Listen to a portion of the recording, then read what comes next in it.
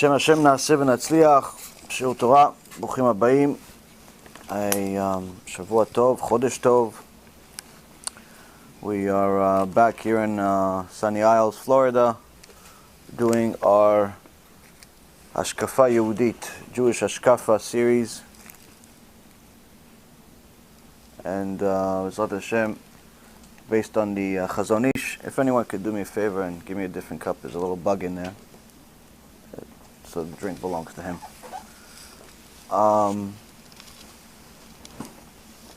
The Jewish HaShkafa, BeEzrat HaShem, is getting a lot of good feedback, Baruch Hashem. It's a clear understanding of what we're supposed to think, what we're supposed to do as far as our day-to-day life. And the Chazon Ish had a clear picture that he painted for us. Last week we talked about hearing. This week, BeEzrat HaShem, we'll talk about speaking. And BeEzrat HaShem give you a few surprises, at least one that I know is not going to be, it's not going to make anyone fall asleep. Let's just say that. So, today's Shiur, BeEzrat HaShem, will be for a refuah shlema for Rabbanit Levana Bat Sarah, Yosef, thank you, Yosef ben Levana, Rav Ephraim ben Shulamit, Rabbanit Sarah Bat Anat, David ben Esriya, Doris Bat Jora, Dvora Bat Mercedes, Yitro ben Avraham, Esther Bat Tzipora, Serach Bat Batya, Batya Bat Sarah, and all of Am Yisrael BeEzrat HaShem will have refuah shlema, refuat hanefesh, refuat haguf, and also actually a very, very special refuah shlema for a very dear friend, the Mezakeh Rabim Agadol, and I think there's at least a few people that know he's probably the biggest in the world, Vimesh ben Noach. Kadosh Baruch Hu will give him refuah shlema, refuat hanefesh, refuat haguf. There's Baruch Hashem a team of people right now that for the last couple of weeks have been giving out our CDs all over New York. The team grew in the last few days. A few other tzaddikim took the opportunity to help Am Yisrael do tshuva and thereby help themselves do tshuva, and joined the team where they are taking some time every day. They get in touch with us, and we connect them to Chaim, who's leading the team over there and giving out CDs in different places in Queens, in Brooklyn.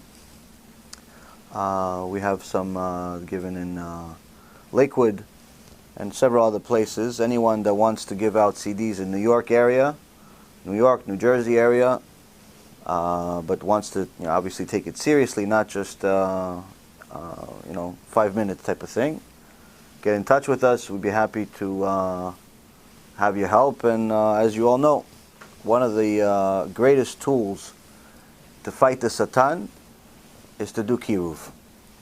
Now, even though when you do kiruv, as I've told you guys in recent weeks, when you do kiruv and you help people do tshuva, you're declaring war on the Satan.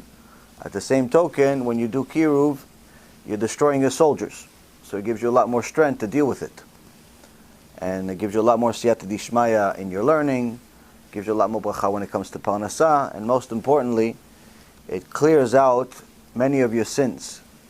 As the Zohar Kadosh Parashat Truma says, while everybody else has to go up to Shamayim and has to go in front of a judge, go in front of the Bet Din of Shamayim, and they're going to show you a movie of your life. What did you do? What did you not do? Where were you here? Where were you there? Shtabach Shemo, movie of your life. Hashem Yishmor v'Yatzil. May we never see a movie of our life. Now, Zohar gives us a chidush. What's chidush? Zohar says in Parashat Truma, you can check it yourself if you want,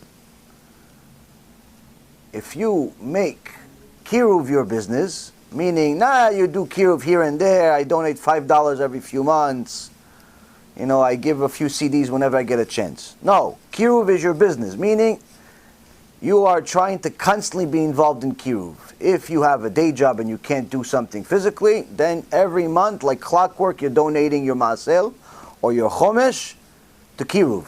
Why? My whole parnasah, the whole reason why HaKadosh Baruch Hu is giving me this parnasah is for me to publicize Torah. To publicize HaKadosh Baruch Hu's Torah, to return, to get his kids to come back home. You give your maaser, your chomesh, which is 20%, which the Gaon of Vilna says is really the guarantee to become rich in this life is only if you give chomesh, if you give 20% of your parnasah. And it's off the gross, not the net. Because after net, this generation, there would never be any maaser, because everybody lives above their means. Somebody gives their money to kiruv, or they don't have money. They don't have money, so they have time. Everybody has time. Everybody has 24 hours a day. Doesn't matter who you are. They dedicate their time. They go out there, they give out CDs on a regular basis. They go and make videos. They make flyers. They invite people to the lectures. They organize lectures. They make kiruv their business. Osek bezikuy rabim, the Zohar says, in the Bet Din of Shamayim, they don't even look at you. Pass. Go, go, go, go, go. Winner, go. Gan Eden, go, go. We don't look at you. They're afraid to look at you. Why? He's one of the stars. She's one of the stars. This, Rabotai, if there was ever a get out of jail free card, this one is as good as it gets. So a few smart people are taking advantage of this because they know that no matter how many years you've been learning Torah, no matter how many years you've been religious, and so on, everybody's got a few things here and there they don't want to see in a movie. So this is, Rabotai, one of the things that you can get involved in. Like I said, whether it be financially or it be time-wise or skill, it's a very, very good investment. Best investment that it could ever be. Rabbi Yagin Alav Shalom used to say, people would come up to him, say, Kvod Harav, listen, I invest in this, I invest in that, I invest in this, but none of these things are going to help me in Gan Eden. I want to buy stock in Olam Haba. How do I buy stock in your Olam Haba?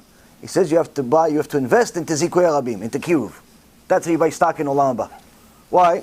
Your house lets you buy 15 houses. What are you going to do with them in Olam Haba? All you're going to do is see other people live in them. You have 5 buildings with your name on it. Guess what? As soon as you go up there, they take your name off. Give it to the next rich guy.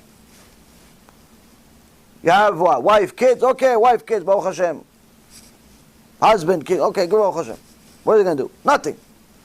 What can you have for Olam Haba? Zikuy Rabim, Kiruv. Why? Because this, Rabotai Karim, is an investment that never ends. Because every single time you give somebody a CD, you make anything that's going to help people do tshuva, and somebody does tshuva as a result of your efforts, that investment, even if you decide that you want to stop, that investment will never stop paying off. Why? Every single mitzvah he ever does, every single mitzvah she ever does, goes to your account also. So you're talking about an investment. I was in investment business for 16 years. Never seen such a deal. Never seen such a deal. And it's important to know that when you get involved with such kiruv, there is a handsome reward in this world as well. Helps your parnasah, helps a lot of different things. So a few people are taking advantage of it, and I hopefully will have some more people do as well. But not just in the time aspect of it, but also in the investment part of it as well, as monetary investment, because again, we're already out of 100,000 CDs approximately. We have to already place the next order. We're going to try to order 500,000 CDs. Anyone that wants to invest in Olam Haba, this is where you go. Now, the Chazon Ish was a big Mezakeh Rabim himself. Helped a lot of people do tshuva. Till this day, we are doing tshuva because of his teachings. And you notice that all of the giant rabbis, the Gedolei Ador, were constantly involved in helping people return to HaKadosh Baruch Hu. Sometimes they would do it with speeches. Sometimes they would do it with books.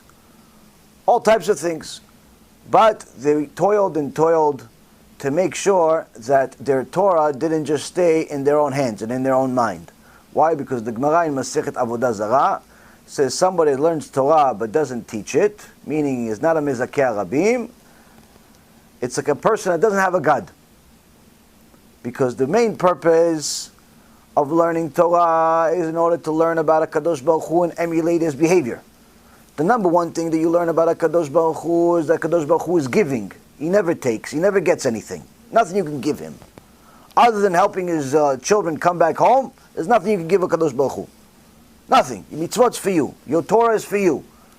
Eating is for you. Drinking is for you. Getting married and having kids is for you. Everything is for you. It's not for HaShem. So HaKadosh Baruch Hu says, the first thing you're supposed to learn when you learn my Torah is that I'm giving. First midah, first character trait you're supposed to emulate is giving, being generous. If you learn my Torah and you did not become generous with my Torah, that means you haven't learned anything. That means you learn my Torah like philosophy. You learn my Torah like science, like history. HaShem Yishmor V'Yatzir, you are somebody that's like a person that doesn't have a God. So here we see that HaKadosh Baruch Hu obligates us to be Mezakeh Rabim, to help people do tshuva. And again, doesn't require you to do kiruv as far as giving speeches. In fact, for the vast majority of people you'll learn today, it's better you don't speak. For the vast majority of people, it is highly recommended you don't speak. Not a peep. Why? Speaking is dangerous. Speaking is very, very dangerous. Why? Torah says to us, "Ocheach tocheach et amitecha, velo tisa alav chet." Torah obligates us to rebuke our brother. Says you must rebuke your fellow, but don't come by way of sin. Meaning, you have to rebuke somebody if you see him do something wrong. Do something wrong, you see him driving on Shabbat, you see him going out with a non-Jew, you see her going out with a non-Jew, see him eat tarif. You have to say, listen, it's tarif. Not only tarif, you're a Jew. When did you become a goy? Well, you going to marry her? She's from India, she's not Jewish. She's from China, she's not Jewish. You're a Jew, you're not allowed to marry her. Unless you converted. Unless something I'm missing here. Because there's some people that are Jewish and look Chinese. And they are Jewish and they look, Muslim and all types of things. Yeah, all types, yeah, of course. So unless she's Jewish. No, she's not Jewish. My dear brother, you can't be with her. It says you have to rebuke. On the other hand, it says to you, don't make sins. What does that have one thing to do with the other? There's a way to rebuke. There's a time to rebuke. There's a time and a way to rebuke. And if you do it wrong, you're making a sin.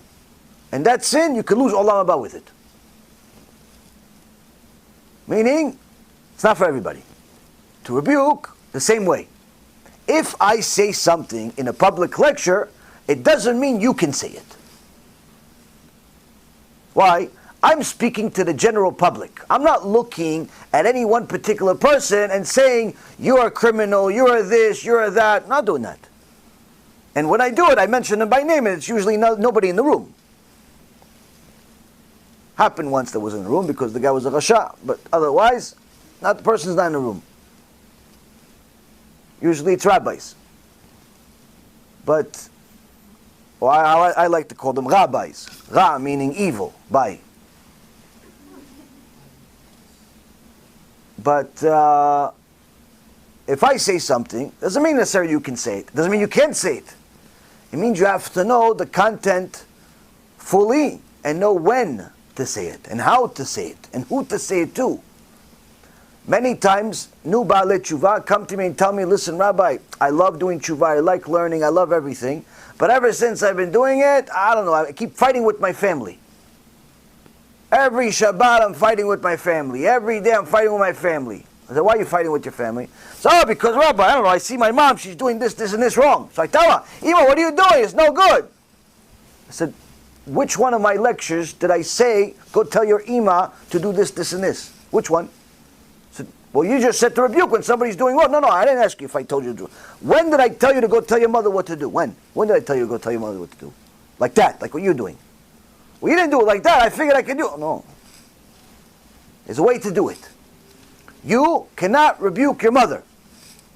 Why? You're 15 years old. You just got out of your diaper a few years ago. Maybe you still have diapers. She doesn't know. You cannot rebuke your mother. Why? You're 15. You're not allowed to rebuke your mother. You know what you should do?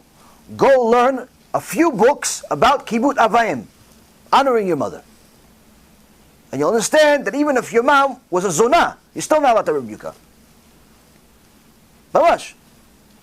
So what should I do? You have to learn how to do it. So how can I help her? You want to help her? Okay, now we're talking. You want to help her, not rebuke. Okay.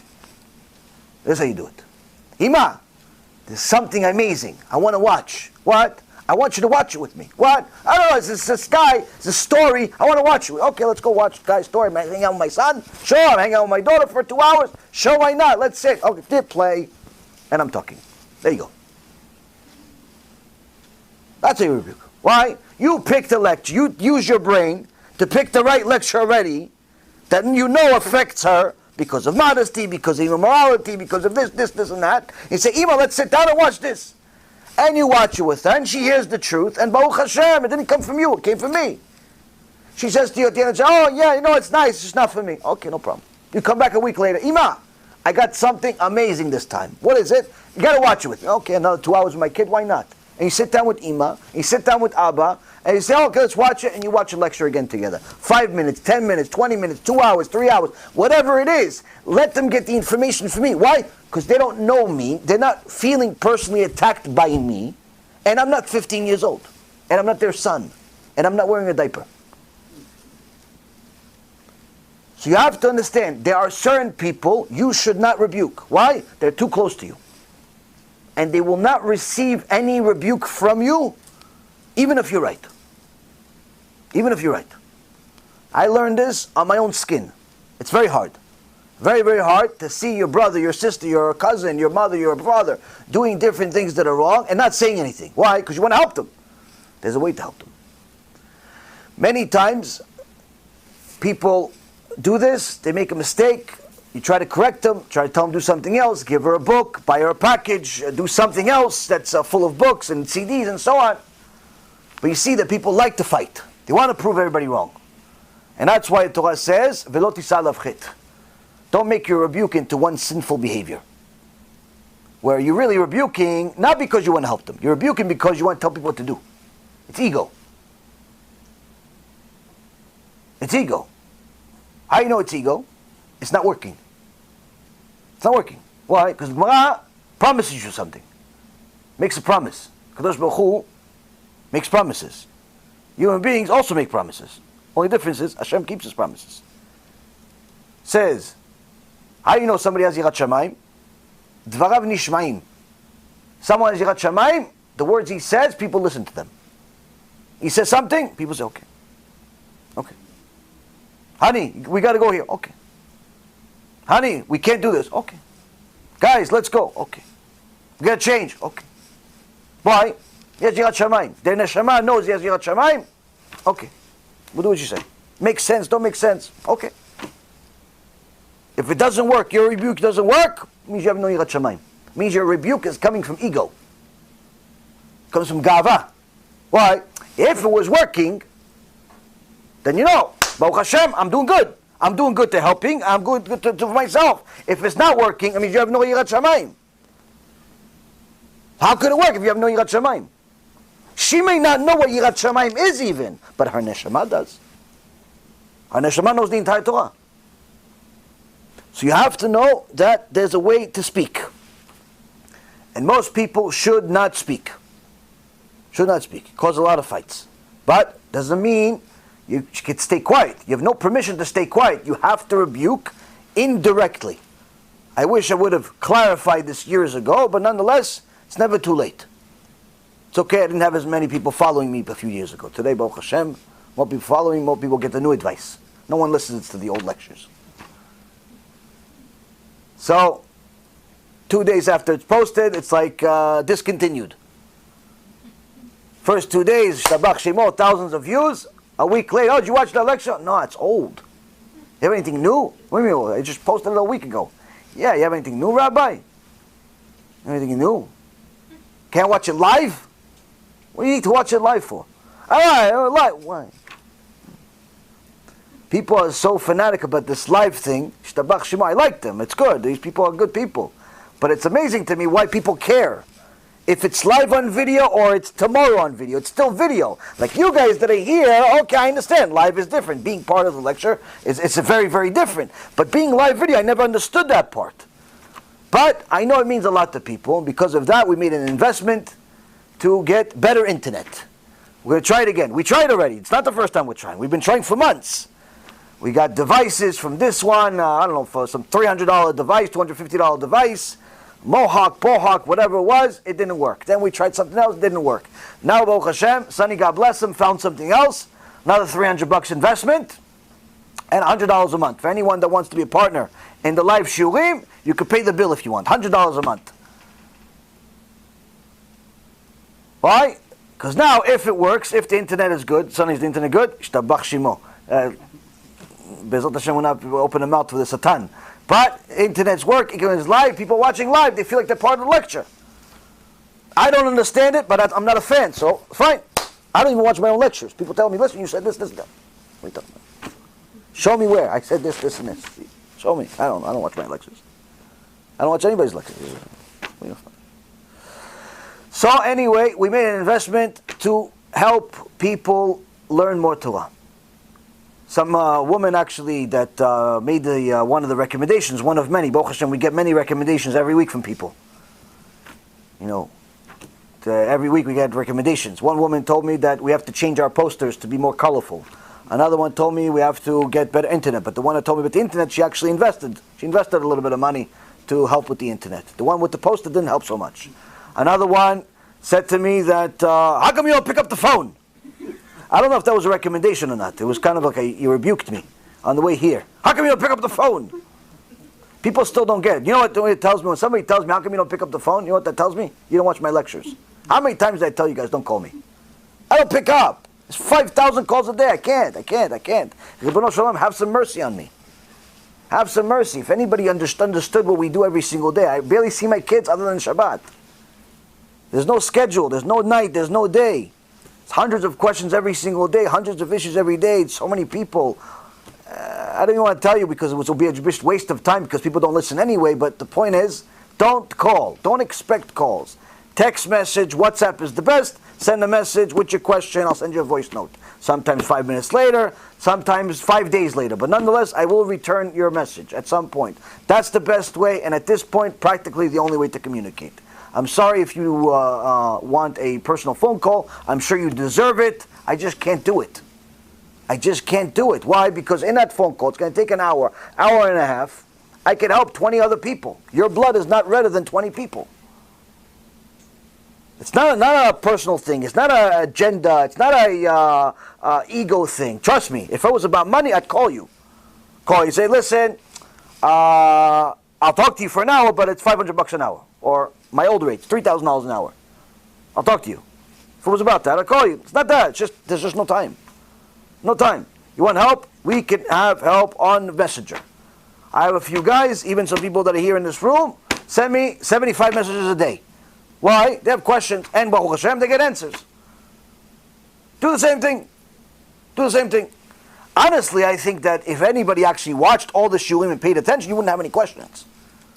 Because all the answers are in the shiurim. But, Baruch Hashem, people like personalized answers. Anyway, Rabotai, the Chazon Ish tells us here that the Creator saw that the proper flow of life is impossible without contact between one person and another, and the world in which all people are deaf and mute is valueless and unsubstantial, that chaos would be better, the tohu vavohu. Meaning if we weren't able to communicate as we discussed last week, there would be no point to this world. Just like there's no point to the air conditioner in this place because it never works, there will be no point to the whole world if we're not able to communicate. Now, HaKadosh Baruch Hu made a machine that makes strange noises, and that machine is known to us as the mouth. On the other hand, He also made a machine that reacts to these sounds known as the ear. By way of the mouth and ear, language was created, and man became a living thing, a speaking being. As it's said in the Aramaic language, ruach mimalela. So last week we discussed how a person has to be very attentive to things that are being said to him.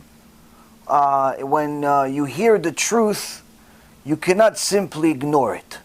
You have to make sure that you pay attention to what the truth is, simply because this bit of truth can save your life. This bit of truth can be the one thing that influences you to go in a different and better direction for the rest of your life. Whereas if you ignore it, you could be losing your opportunity of a lifetime. Now, there was a person mentioned in the Torah by the name of Yitro. And Yitro was an idol worshiper of the worst kind at one point of his life, where he literally idolized anything. He tried everything out. As soon as he found out it wasn't good, wasn't working, tried something else. Tried the statue, tried Yoshke, tried Buddha, tried this one, tried that one, tried everything. Didn't work, keep trying.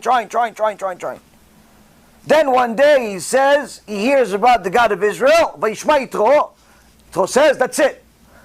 Takes his Pope hat down, gives up the millions of dollars, gives up the position, puts his life on the line, goes to the desert to meet Am Yisrael.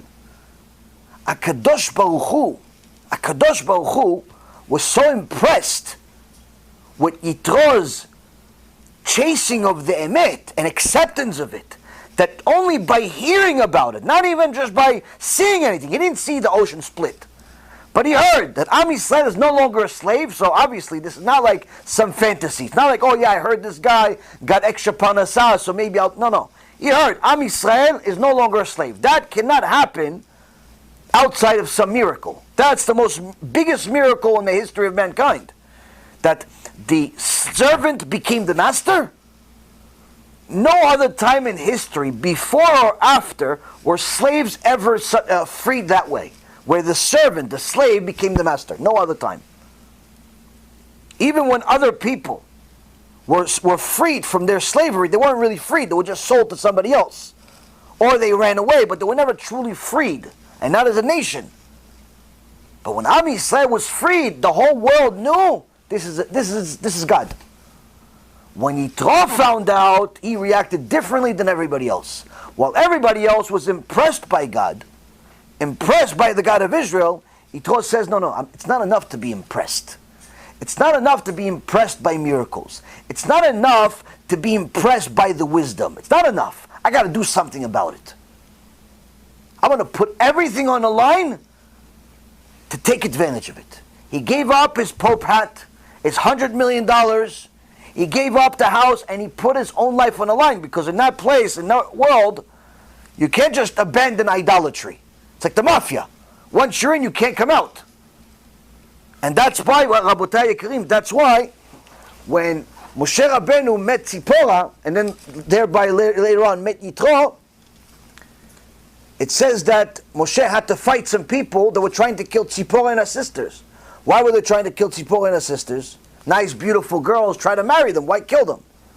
Because their father used to be their pope. He doesn't want to be their pope anymore. I want to kill all of you. And HaKadosh Baruch Hu sent Moshe Rabbeinu to save them. So now Yitro says, I heard the truth. I heard about it. It's enough. How much did HaKadosh Baruch Hu love this? He gave the idea to Chazal to name the parasha that we received the Torah, Parashat Yitro. The climatic story, if you will, of the entire Torah is Matan Torah, that we received the Torah. That's the highest level of the entire Torah. We got the Torah. It should be called Parashat Matan Torah. It should be called Parashat Ar Sinai, Parashat Moshe. Something. No, it's called Parashat Yitro. Why? HaKadosh Baruch Hu is teaching us, if you hear the truth and you take full advantage of it, you're praiseworthy. You're worth something to me. You're worth something to me. And Yitro is worth a whole lot. So we see here, Rabotai, it's not just about hearing the truth, it's doing something about it. You hear a lecture, You hear the rabbi say that you have to keep Shabbat, that you have to be generous, that you have to do kiruv, that you have to be modest, that you have to take off the wig, burn it, and put a real kisui rosh on, like Sarah Imenu, and start acting like a Jew instead of a Goya. You hear these things, you got to do something about it. Watching the Shiur for 6 months, a year, 2 years, and still nothing changes, there's something wrong with you. There's something wrong with you. Now, something should change after you hear a strong Shiur. If nothing changes after watching a rabbi for a year or two, nothing changes about you, it's still the same thing that you started, something's wrong. Either with you or the rabbi. Either with you or the speaker. Has to be. It cannot be that you hear somebody speak for 2 years and nothing changes. Even if you hear Goy speak, you hear Mahatma Gandhi speak for 2 years, something has to change. You hear Hitler, Imach Shimo V'Zicho, speak for 2 years, something changes. You hear Tony Robbins speak for 2 years, something's going to change. Why? You're going to be impacted by this speech. I can tell you, I've told you this. It's funny, but it's just gives you the understanding of what the power of speech is. I've heard quite a few speeches from Hitler. I don't speak German. I don't speak a word of German. All I know is Dankeschön. That's all I know. I don't speak German. We have a German channel, but it's not me doing the subtitles. It's a couple of German tzaddikim that know how to, or guys that are Jewish, that know how to know German. I don't speak German. But there's, Baruch Hashem, many Germans, German Jews, they need to learn Torah. So, Baruch Hashem, we have a German channel. Now, when I heard Hitler, Imach Shimo, speak, I didn't need to know German. All I knew is, whatever he's saying, it's motivating. Now, I didn't know he was talking about killing me, and my grandfather, and my grandmother. I didn't know. All I know is I'm listening to this guy. Wow, this is amazing. This guy is exciting. This guy is passionate. Now, what would happen if Hitler, Yimach Shimo, was born a mute? Can't speak. You know what happened? No Holocaust. No Holocaust. Why? The whole Holocaust was inspired by a speech. The whole thing.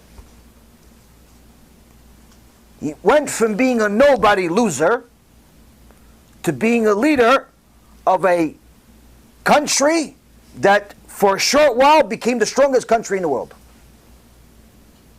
How? Speech. Talking. But talking in such a fashion that it inspired people to do things that were beyond their nature, beyond their norm, beyond their ability. People idolized him like nobody else in history, simply by his speech. Which means that if you're going to listen to someone for 2 years, something has to change, or there's something wrong with either the speaker or the listener. Now, I know the speaker, in this case being me, may not be the best, but I'm not the worst either. Why? There are too many proofs of people doing tshuva every single day to show that I'm not the worst. A few people say I'm the best. I don't really buy into that, but at the very least, I'll say I'm not the worst. Why? There's too many people doing tshuva, meaning it's working for too many people. Too many people are changing their life from these speeches, which means that if it's not working for you, it cannot be me. It may be that I'm not your vessel and you need to listen to Rabbi Mizrahi maybe, or to Rabbi Zitron, or Rabbi Anava, or or Rabbi Aderet in New York, whatever. So one of these people, no problem. I may not be the vessel. But the point being here, you have to do what it takes to change. You have to do something about it. I can't do it for you. I can't change my speech for you because it's working for everybody else.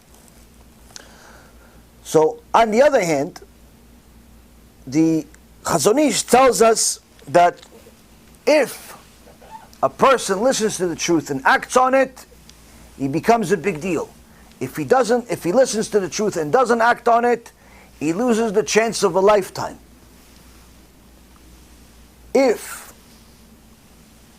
When Avraham Avinu 3 days after his Brit Milah. 3 days after his Brit Milah, he was suffering, and HaKadosh Baruch Hu made it the hottest day in history. And Avraham Avinu, instead of suffering just the pain and anguish of a Brit Milah, he was suffering something else. He was suffering that he wasn't able to host guests. So Hashem sent him guests, 3 malachim. And those malachim were going to give him the good news that he's going to have a baby. Now that he has a holy brit, he's going to have a baby. Yeah, but he's 100 years old. So, who decides if you're going to have a baby or not? Hashem. If you have a baby, Hashem decides you're going to have a baby. If you don't have a baby, Hashem decides you're not going to have a baby. Why? You have to ask that. You have to answer that too. Review the Torah, review your actions, and see what happens. If you're doing everything that's in the Torah, then you go to serious Talmid Chacham and see, Chacham, can you help me? But if you're not doing everything in the Torah, start with that. If you're not keeping Shabbat, you're not keeping Tarat Mishpacha, you're not keeping modesty, start with that. Why? Because any real Chacham, that's what they're going to tell you to do. Keep the Torah, you'll get blessing. So, Avraham got these 3 amazing guests. Alvai Aleinu, that 3 angels come to our house and give us such b'sorot tovot. Can have another baby, BeEzrat Hashem. We're going to destroy all of the Manis Friedmans of the world, BeEzrat Hashem, in Sodom. You know, b'sorot tovot, ishtabach shimo. Send us b'sorot tovot. So, now, what would happen if, when these 3 angels came, Abraham didn't know they were angels, thought they were Arabs. Thought it was Mustafa, Ahmed, that's what he thought it was. Now, he told Sarah, go make cakes. And he told Ishmael, go get the cows ready, I need 3 of them. Why? 3 tongues. Each malach gets a tongue. Kill a whole cow just for the tongue to give it to these Arabs. Sarah, go make cakes. Now if Sarah was like, unfortunately, many of the women today, instead of saying, okay, I'll make the cakes, what do you say? I'm tired. Let's go buy.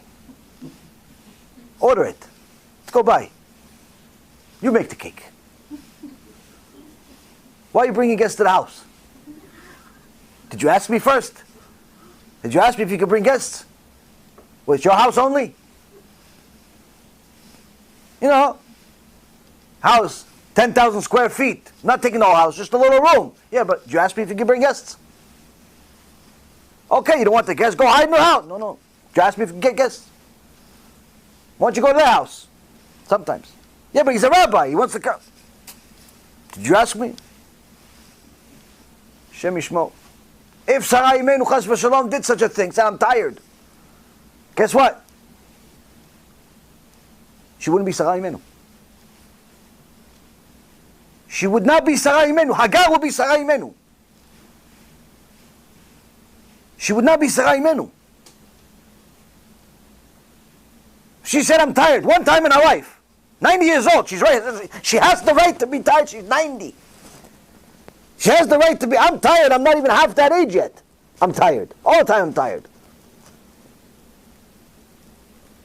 Not to be tired. Why? You have an opportunity to do mitzvah. You have an opportunity to do mitzvah. If she had an opportunity and she didn't take advantage of it, lost opportunity. Lost opportunity.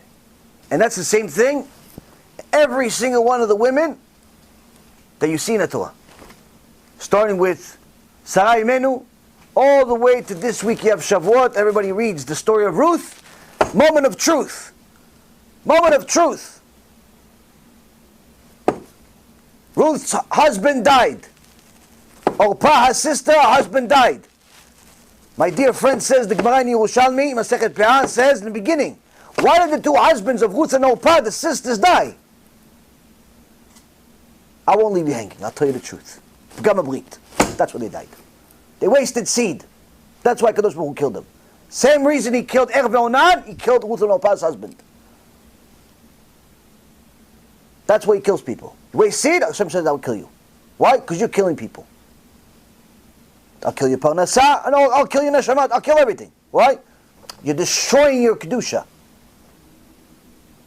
Ruth had an opportunity to run away, be with Orpah, go hang out. Why? Naomi is poor, is old, she has no kids. What are we going to do? So Naomi says, listen, Ruth, you can go. Go with your sister. Orpah is going. Orpah said, all right, see you later. Ruth says, no. Your God's my God. Your people, my people. She took advantage of an opportunity. She could have said no. Could have said, yeah, you're right. You don't have a kid for me. What am I going to hang out with you for the rest of my life? We're going to socialize, go to Starbucks together. Yeah, go find a husband. I'm still young. Still beautiful. Ruth says, no. Truth is over here. I'm going to be here. The truth is over here. You know what happened? The Gemara Masechet Avodah Zarah says this. Ruth married Boaz, became the grandmother of David HaMelech, and lived long enough, hundreds of years long enough to sit on the throne right next to Shlomo HaMelech, our great-great-grandson, three generations later. That's how many hundreds of years she lived. She lived to see the Bet HaMikdash, Ruth. David didn't see the Bet HaMikdash, but Ruth saw the Bet HaMikdash. Ruth became the grandmother of the Mashiach. Why? Moment of truth. What happened with Orpah? Gemara Masechet Avodah Zarah says Orpah married 100 men, and she had a son from those 100 men. Who was that son? Goliath. Goliath. Who's Goliath? The arch enemy of David. David and Goliath, second cousins, or great-grandson something cousin. Some type of family connection. Why? Sisters. Ruth and Orpah. Ruth and Orpah. David became Mashiach. Goliath became garbage. Garbage. Only reason you guys know his name is because he was a giant that was destroyed. Many giants lived. But he's remembered because he got embarrassed for eternity. Because his mother embarrassed herself for eternity, being with 100 men. Her sister, Tzadikah Kdosha. Why? Moment of truth. Moment of truth. One chose Torah, the other one chose, no, I'm going to go hang out at the bar. I'm going to meet him. I'm going to be a nice guy at the bar. You're a nice guy at the bar. She met a nice guy at the bar. And another guy, another guy, another guy. Every week, another guy at the bar, another guy. More. 100. That's what Gemara says. 100 bars. She went bar hopping. And forever, she becomes person you insult. Why? Look what the result is of your actions.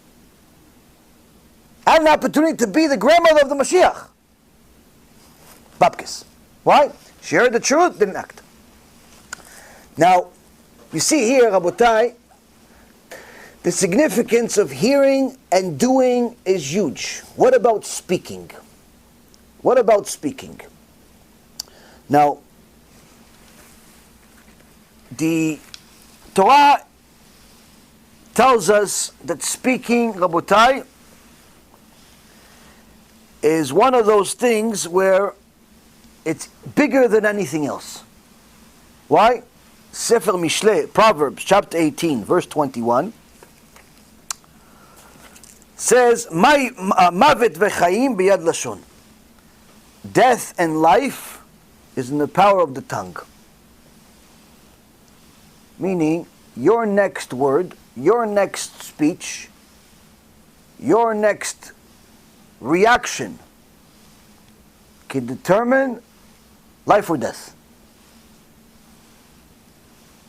How many times did we see people that are considered famous, politicians, celebrities, and the like, ruin their entire reputation that took 40, 50 years to build because of one stupid statement. One thing they said. Off, everybody hates them now. The longer you live, the more of these people you see. See these people build their careers, made a bunch of money, Hollywood celebrities, but all of a sudden, no one wants to hire them. No one wants to talk to them. Why? Yeah, he's an anti-Semite. Yeah, she said something against this. She said something against that. Yeah, but how does what she say have to do with how good she is as an actor? No, it's not about good or bad. I don't want to deal with her. I don't want to deal with her. Not for me. Not for me. And this happens, Rabotai, day in, day out. Someone says something, the public doesn't like it, and they rip him to shreds. So much so, there's an entire industry, a multi-billion-dollar industry, which guarantees people VENOM, that's built on this. It's called the news. What's the news? News is Lashon Hara in modern language. New Lashon Hara. That's what news is. They tell you bad things about anybody. Horrible things. Why? No one really cares about good things. You tell someone, oh, this guy won the lotto. Maybe one time he'll show up in the news. For 2 minutes. But this guy died, that guy got divorced, this one cheated, this one robbed a bank. Oh, it's a news for 3 days straight. Bad news? No end. The president said something bad, on news for a week straight, until he comes up with something else that's worse. Israel did such and such on the news. How long? 2, 3 weeks until they do something else. The economy is bad. 24-hour network. Economy is good. Yeah, we're going to go to different programming now. We're going to start a new animal channel inside CNN. What? How come when the economy was bad, it was 24 hours a day news? Economy is good. Turn it into an animal channel. What happened? No one cares about good news. Bad news. Why? Sins. Exposing people.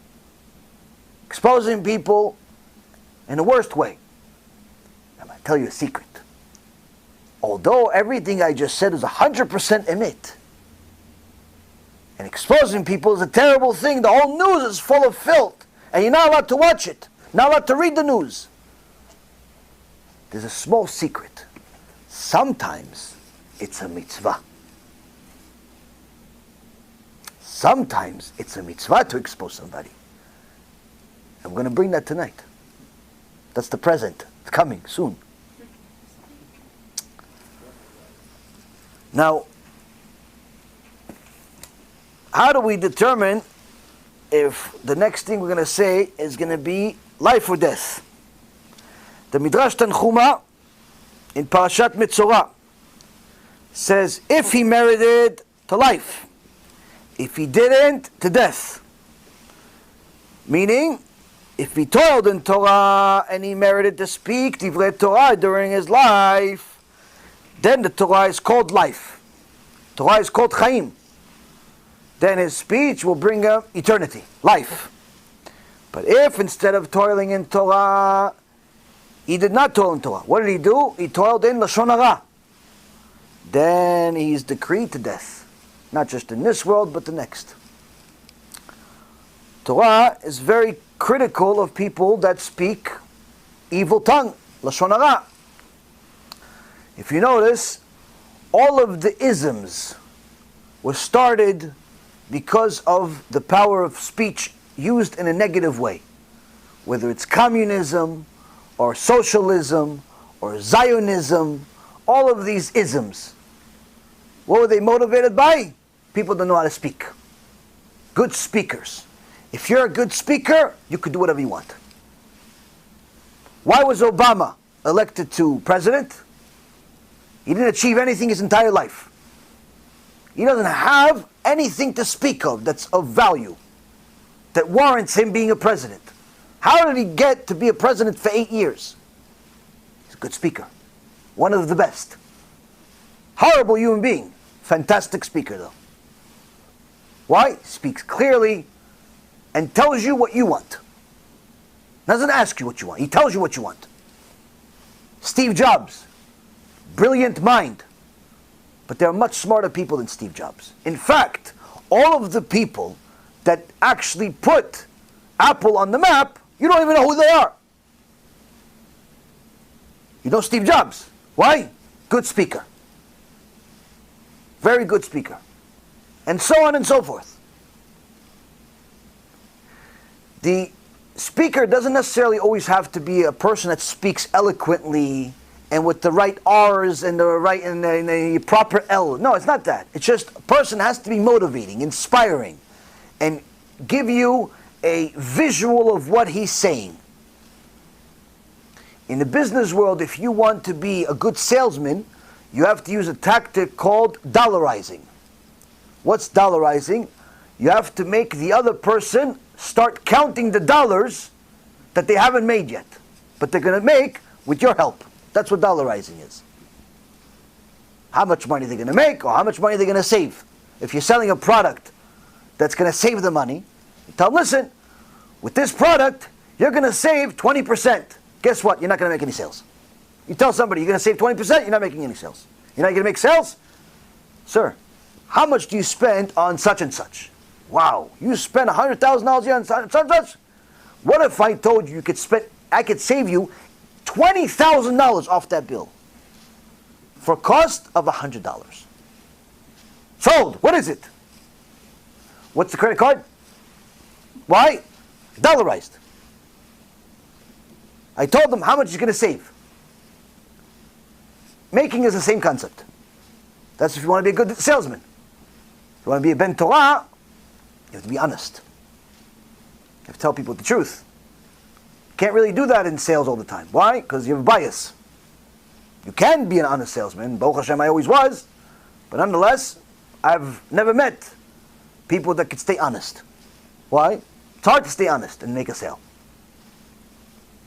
So, the point is that when you're a speaker and you're motivating and you're inspiring, you can get people to do the things you want to do, but in reality, give them the feeling that they want to do it. And you could do a lot of things. And all of the people that you see that were great leaders, with the exception of Moshe Rabbeinu, were all good speakers. Moshe Rabbeinu, Hashem specifically says, he had a speech impediment. He had both a stammer and a stutter. One caused by birth, one caused because of something that happened to him when he was only a few years old, when Paro had gold on one side and hot coal on the other side, because Bilam HaRasha said, this kid's going to take your crown one day. He said, nah, he's just a kid, he's just a baby. So they had Moshe, the little baby, see what he's going to pick. Is he going to pick the gold? And yeah, maybe he wants the crown and be the next pharaoh. If that was the case, if he was going to take the gold, they're going to kill Moshe Rabbeinu, little Moshe. They're going to kill him. Bilam wanted him to die, because he knew. Bilam had prophecy. He knew that Moshe Rabbeinu was going to kill him. And Moshe was going to grab the gold. Last second, as he's about, this little baby Moshe is about to grab the gold, Hashem sends Malach Gabriel to push his hand into the coal. He pushed his hand into the coal, touched the coal. What happens when you touch something hot? Reflex. You put it in your mouth. And it was a little tiny piece of coal on his finger, burnt his tongue. For the rest of his life, he was a stutterer. So Moshe Rabbeinu, the leader of Am Yisrael, worst speech in history. Both a stammer and a stutter. So how did he teach all of Am Yisrael Torah? Chazal tell us that when he would speak Torah, it would be Hashem speaking through his throat. Clear speech. Only when it's Torah though. Honey, what do you want for dinner? 50 times. 20 minutes, say, honey, what do you want for dinner? Torah, the entire Chumash. He wrote Chumash 13 times in one day and taught to everybody. All one day. The whole Torah he taught to Am Yisrael one day. Can't do that with a stutter. Why? Kadosh Baruch Hu says, when you teach my Torah, different Moshe. Different Moshe. But the rest of the leaders that were not even the shoestring of Moshe Rabbeinu, that followed him, were all great speakers. motivating. Some were very clear, some were not. But nonetheless, they motivated people. And so we see here that Zionism, communism, both being almost the same, the isms of the world were constantly led by people that knew how to speak, which shows us clearly that speaking is a very, very big deal. Now, what happens when a person does not use their speaking for the right reason? Rabbeinu Yonah, in Sharet Chava, 800 plus years ago, writes in the third gate, section 211, the class of those who speak Lashon Hara is divided into 6 categories. The first category is one who ascribes a fault to another person when he has no such fault. Person says, this guy, yeah, no, he's cheap, but he's not. This guy, he doesn't keep mitzvot, but he does. Means you're a liar. He says that things are not happening, things that are less than what they are. These organizations, no, they're not good. No good. This rabbi, no, he doesn't follow what it says. He just makes stuff up. Sometimes he may even ascribe a negative trait in place of a beautiful one that he really has. Meaning, sometimes this person is really good, but you're saying to people he's really bad. The opposite. This person's heart has gathered for him the attributes of 2 evil classes. The class of liars and the class of those who speak Lashon Hara. Meaning a person that does such a thing is not only someone that's speaking Lashon Hara, but it's also a liar. It's a different punishment. Different chamber. Different chamber. Everybody's got a chamber. He finishes his punishment for that one day. He did say Lashon Hara one day. I'm not talking about Lashon Hara for his whole life. Lashon Hara for that one day. He said the rabbi is crazy. Okay. That's one chamber. You finish a sentence over there. Okay, now we go for the liar section. Different chamber. And that's just for one day. Finish that. You know, in the chambers they say, Ad Mea Ve'esrim, until 120. Tell you that. Right? Hopefully it ends after 120 years over there. Then Rabbeinu Yonah continues and he says, we have been admonished by the Torah not to accept Lashon Hara, lest it be false and a lie. As the Pasuk says in Sefer Shmot, chapter 23, verse number 1, do not bear false report. Shlomo HaMelech, alav shalom, says in Proverbs 17:4, an evil person pays attention to the sinful speech, whereas a liar listens to destructive talk. This means that there are 2 classes of people who accept Lashon Hara. A wicked, malicious person, for they are all flatterers and wicked, who suspect innocent people and enjoy finding the fault in people, guilt and dishonor in their fellow man. There are some people like that. They look for what, like, you see, I told you there's a catch. See, I told you this guy's are this. See, they always look for something bad in everybody. Like, good, yeah, not interested. That's the news. That's the news. The news highlights the bad stuff in society. And some people do that with people. Yeah, you hear Shimon bought a house. Yeah, but the house is, a house. It's a bad neighborhood. Yeah, but he bought a house. Say Mabruk, say Mazal Tov. Yeah, Mazal Tov, but I wouldn't want to live there. That's a person that finds a fault in everything. You see, Shimon just got married. Yeah, you see, big woman. Are you marrying her? He married her. Say Mazal Tov. Oh, okay, yeah, good. Something's wrong. Something's wrong. Everything, something's wrong. He has 2 eyes. You know, some people they look everything in rose-colored glasses. Everything is like soft. This guy's the opposite. Everything's black. Everything is like negative. Everything is negative. In people, not in himself. You see that Sarah just got married? Yeah, miskena. What do you mean? Why was she miskena? She got married. Yeah, I don't know this guy. Where did he come from? Does anybody know him? Who knows what he's going to do to her? Who knows? Poor girl, she doesn't know. What? Say Mazal Tov!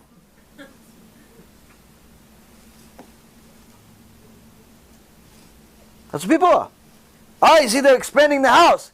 Yeah, he must be doing something with that job of his, if you know what I mean. What? No, what do you mean? You know, I mean, how much can you possibly make being a plumber? Maybe doing something. A little plumbing with the IRS, maybe. Why are you inciting his cheating just because he has an expansion on his house? Why? Why? Black eyes. Black. Negative. Everything. Negative. Some people. Malicious people. That's one aspect. People that look and enjoy seeing the flaws in other people. And as soon as something that they said or thought or whatever they see that's wrong, see, I told you they're not going to make it, they got divorced. It's like he's happy they're getting divorced. He's happy the guy's going bankrupt. He's happy people are losing. Like it validates his evil. Such people, Rabotai, stay away from them. Run as far away from them. Don't even give them a second look. You know what happens? You give them a second look, you turn into Lot's wife, turn into salt. She looked back, turn into salt.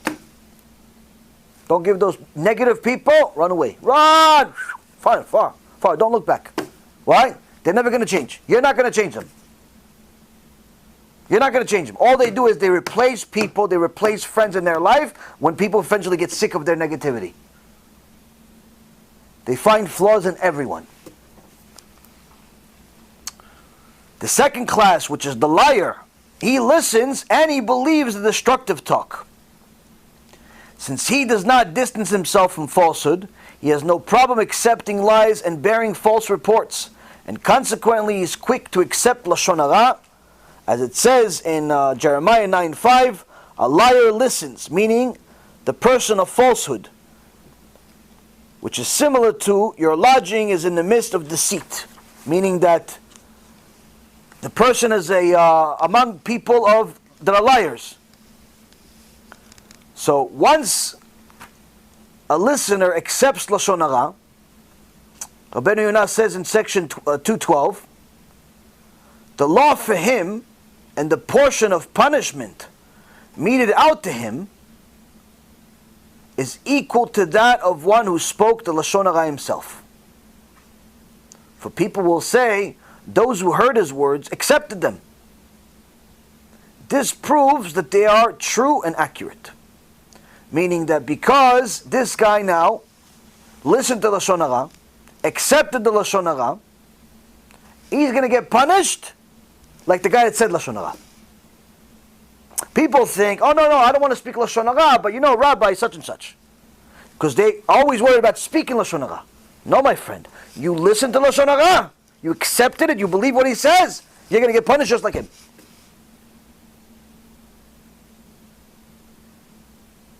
You're not even allowed to listen to Lashon Hara. Why? Because by listening to Lashon Hara, you're validating the speaker. Because the guy that's speaking, he's saying, look, if it was so bad what I'm saying, why would he listen to me? Why would 10 people listen to me if it was so bad? On top of that, other people that are listening standby over there, what did you just say to him? Go ask him what I said. Go ask him what I said. Oh, he already knows what you said, and he didn't say anything about it, he didn't say anything against it? That validates what you said, so just tell me, I'll believe you. By you listen, by you being an audience to Lashon Hara, HaKadosh Baruch Hu said you get punished just like them. You're enabling them to make the sin. Even if the listener merely bends his ear and shows that he's attentive and accepting these words in the presence of others, this also abets the evil, causes the disgrace of his fellow man, and strengthens the hand of the one who brings his negative reports to others. Now Shlomo HaMelech said further in section 213, he's quoting Mishle 26:28, a subdued person hates a lying tongue, which means that a person who's humble and low-spirited and subdued hates lying. If you don't hate lying, that means you are not very subdued, you're not very humble, you're not very honest yourself. Because by nature, if you're an honest person, you hate lies. You hate a system of liars, people that are lying. You just can't stand it. You're allergic to lies. The Rav Kanievsky, Shichyeh, beginning of his Sefer, they ask him, what's the most difficult midah, character trait to develop? He says, midat emet. Having the character trait of truth, emet. Why? Because that means that not only you have to stand for the truth all the time, but you have to fight the sheker at the same time also. You have to fight the lies, because you can't stand it. You're allergic to liars. So a person that hates lying, doesn't want it, is not willing to listen to it, he's pained when he sees such a thing. But a person who speaks Lashon Hara, but what about if he is not a liar? He just speaks Lashon Hara, or he hears Lashon Hara, but he's not a liar. Our sages reference him also, that he's in the class of those who speak Lashon Hara, and he will get punished by not having the merit to have the Shekhinah. He'll never see the Shekhinah. Even though they're not counted among the liars, they're still making a very big sin, to the extent where HaKadosh Baruch Hu says, I don't want to look at you.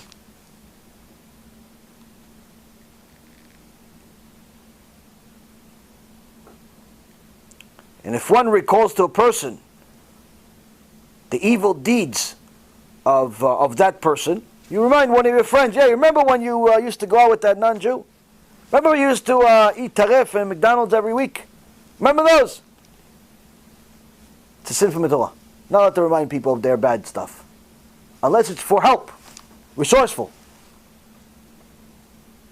Resourceful. Not even allowed to remind yourself of oh, I used to be a murderer, I used to be a killer. Can't say Lashon Hara about yourself. Unless it's to help people. Tell your tshuva story of your bad sins, so you tell people, look, I'm not doing that anymore. But just tell people you're a wicked person, or tell somebody else that they used to be wicked, not allowed. You're not even allowed to remind the convert of his bad ways. Oh, remember when you were a goy, you used to go eat McDonald's? Forbidden. Not allowed to do that. How was it when you were not Jewish? Can you eat frogs? You ate that? It was good? Did you eat bats? Like the Chinese? You ate it? It was good? Not allowed to do that. Some people think, oh no, he's a convert, so I can ask him that. We're cool. I can ask him about eating bats. I don't know, it's what I want to do. When you were in China, you eat bats too? How was it? Was it good? No, sin from the Torah. Sin from the Torah. Not allowed. People think it's not a big deal. Sin from the Torah. Go up to Shemayim, VENOM. Well, what did I do? You asked him about the bats. But he really did eat bats. Who says you have to bring it up? Whether he did it or he didn't do it doesn't make a difference. Who said you bring it up? You brought it up, it brought his mind back to that. He started feeling bad about himself. Or worse yet, he started desiring eating bats again.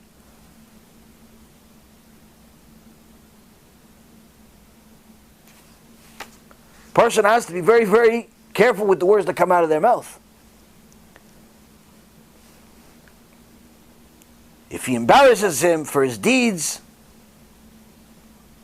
of his past, about this, the sages says in Gemara Masechet Bava Metzia, page 58b, the one who embarrasses another in public joins those who descend to VENOM and do not ever come out. He doesn't say 12 months here, Rabbi Yonah.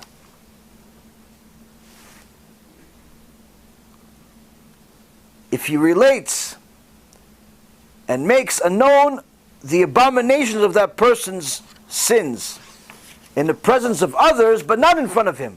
He doesn't talk about his bad in front of him and embarrasses in front of him. He tells other people, Yaron, he used to do. To other people. Yaron's not there though. Reuven's not there. So he's not embarrassed.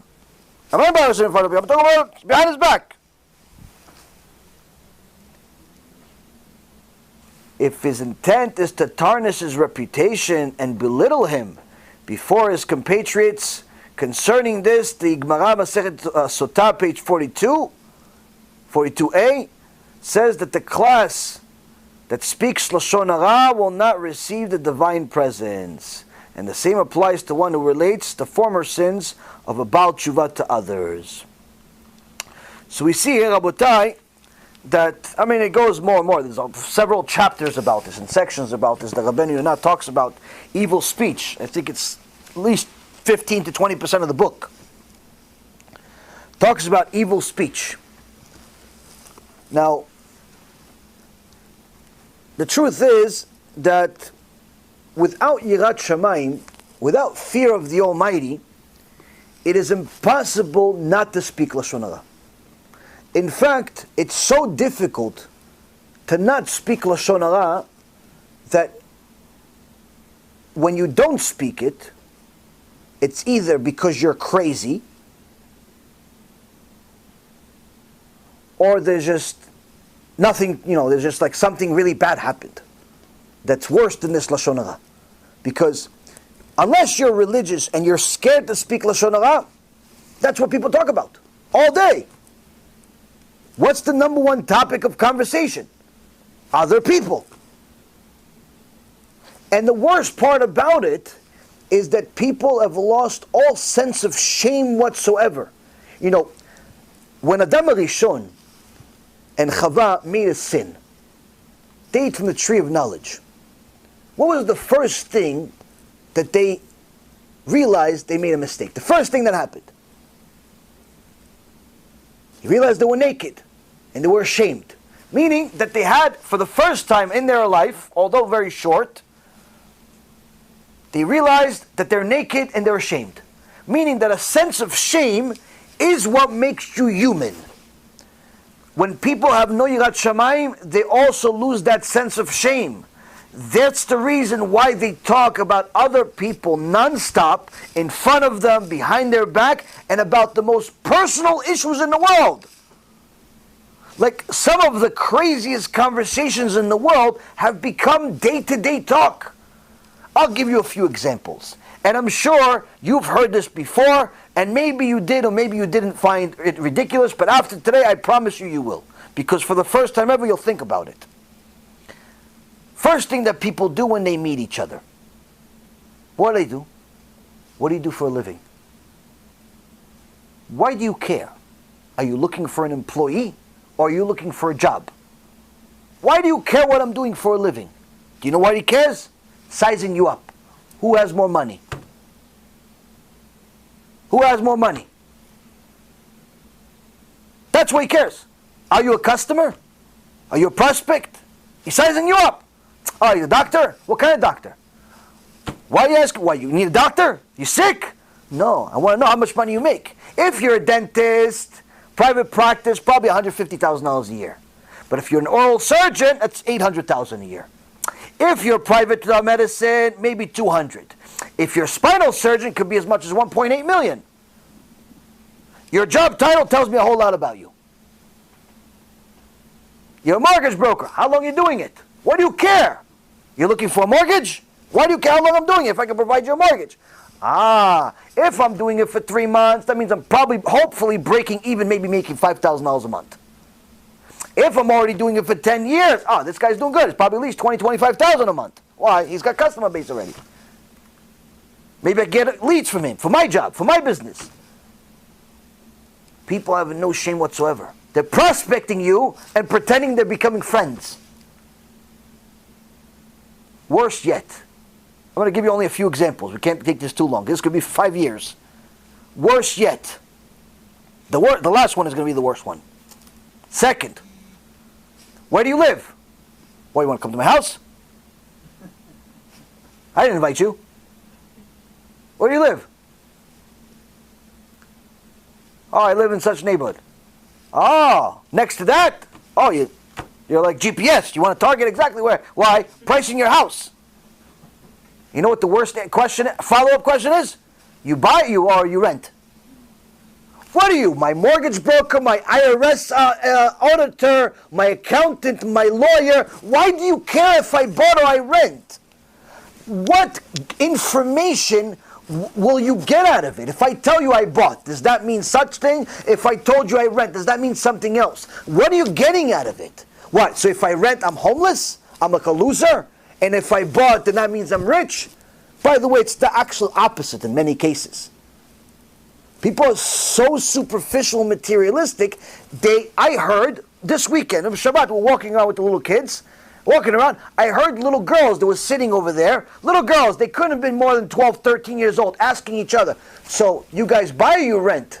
12-year-old girl never made $3 in her life, asking her friend, did you guys buy or you rent?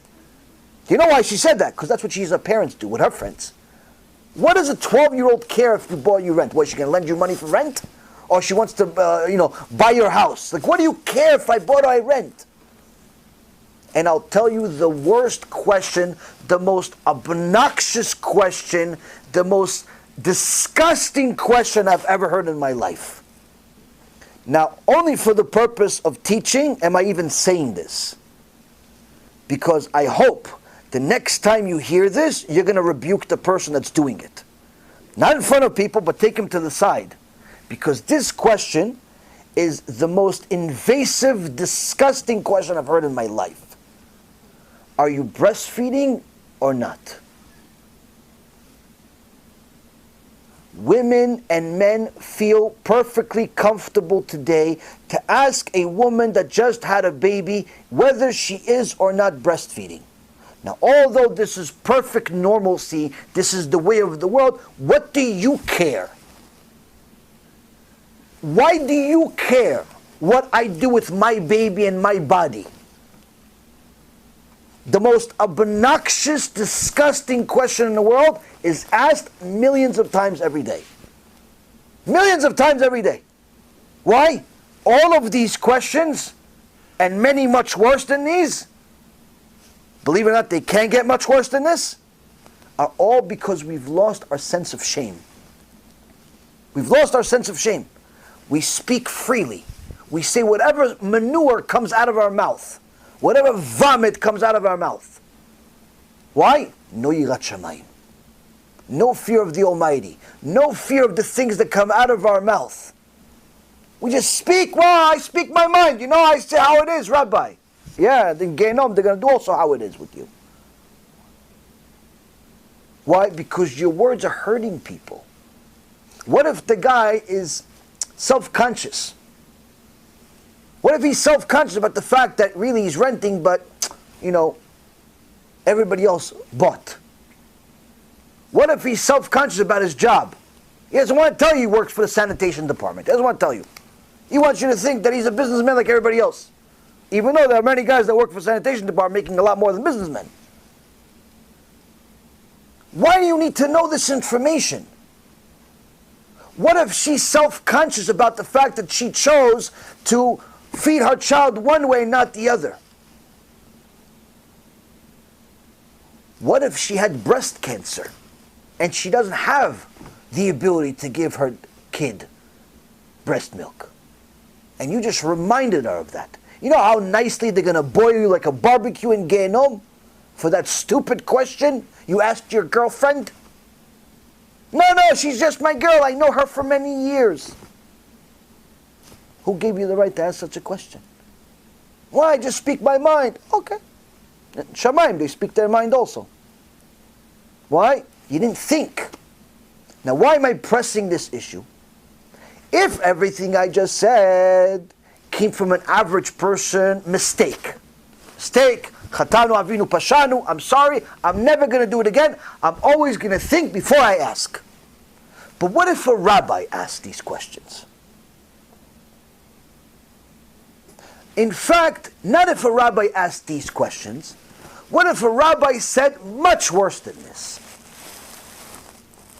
Is that as excusable as an average person?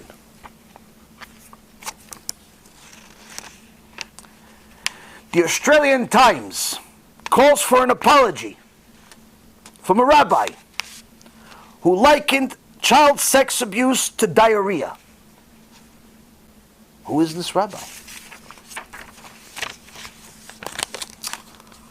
A leading rabbi compared child abuse to diarrhea, saying it's embarrassing, but it's nobody's business. Meaning that somebody that was molested It's embarrassing that he was molested, but it's nobody's business.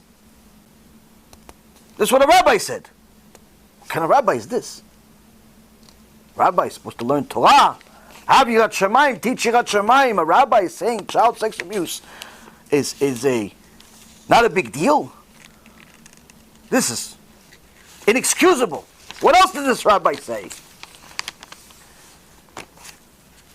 In 2013, he says the following, and let me ask you a question. Do you sometimes forget to say ala mechiyah, which is the blessing after you eat? Because that's much, much worse than being molested. The fact that you forgot the blessing is worse than the fact that you got molested. Meaning you feel bad about being molested, you should feel worse about forgetting a blessing that the rabbi has decreed. Which is completely false, by the way. But he said this. Now, if a young girl or boy got molested, and he went to the rabbi for, please help me out, I'm traumatized. I'm traumatized. Somebody violated me, and there's no way to undo it. Instead of telling it, listen, I'm sorry it happened, this is horrible, what do you say? Why are you making a big deal out of it? Did you ever forget to make a blessing? That's much worse than you getting molested. How religious is that kid going to become now? Not so much. Let's see what else he said. Same rabbi. I don't know what the percentage is. I don't know if you've noticed, but there's hardly a kid who comes to a yeshiva program that hasn't been molested sexually. Meaning, he's telling somebody, is complaining to him, listen, Rabbi, I got molested. Horrible. Somebody violated me. Why are you making a big deal out of it? Everybody that goes to yeshiva gets molested.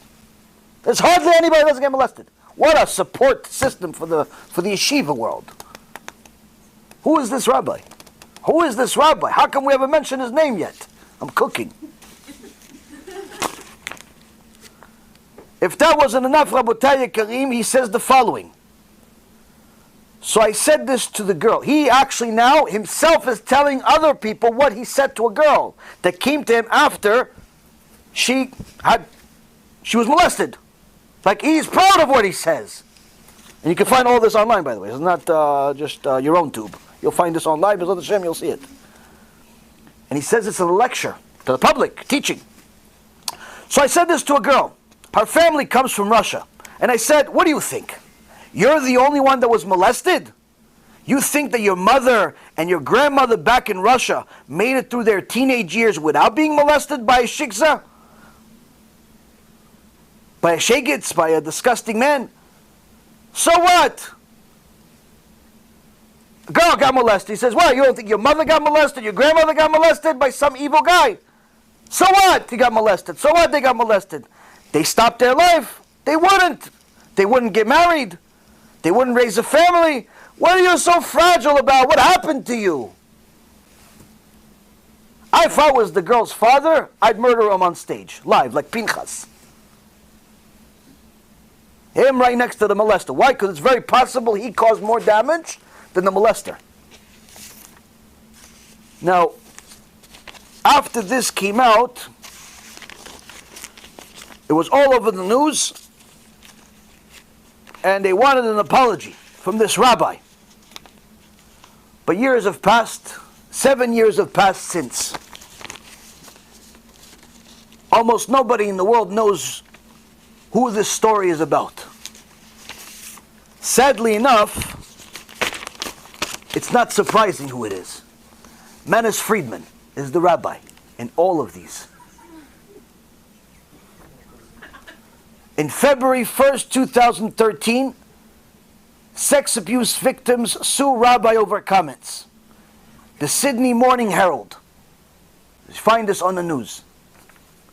All of what I just said is in this article and others. Many, many articles. Any other rabbi that would have said such a thing would have been buried long ago and never been let to even have a YouTube channel. Now, am I mentioning it to bring shame to him? Partly. And I'll tell you why also. But I also tell you that there's another reason for it. You see, Rabotai, when you teach sheker, when you teach lies, there has to be a consequence. When you make fun of child molestation, when you make it as if it's not a big deal to molest children to the public, that means that you don't think it's a big deal, which means that your children will also think it's not a big deal. So is it any surprise that 4 years later we have the following headline in the newspaper in Pittsburgh?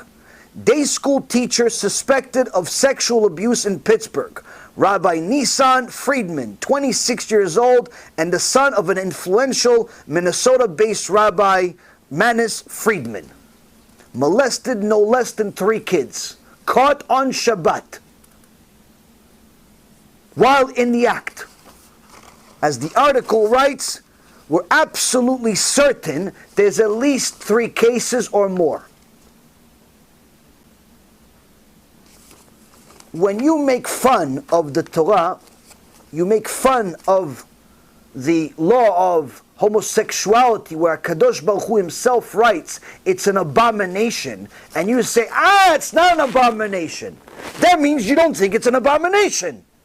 That means that you don't think that child molestation is an abomination either. Because that's what homosexuals do, by the way. If anybody hasn't noticed, homosexuals are many times the child molesters. Child molesters are always homosexual. So when somebody makes fun of it and says, it's not an abomination, and people think, why are you making such a big deal out of it? He meant something else, Rabbi. He meant something else. Yeah, he meant that's not a big deal. And his son got the teaching from him, and 26 years later, he was a teacher of a school and molested a few kids.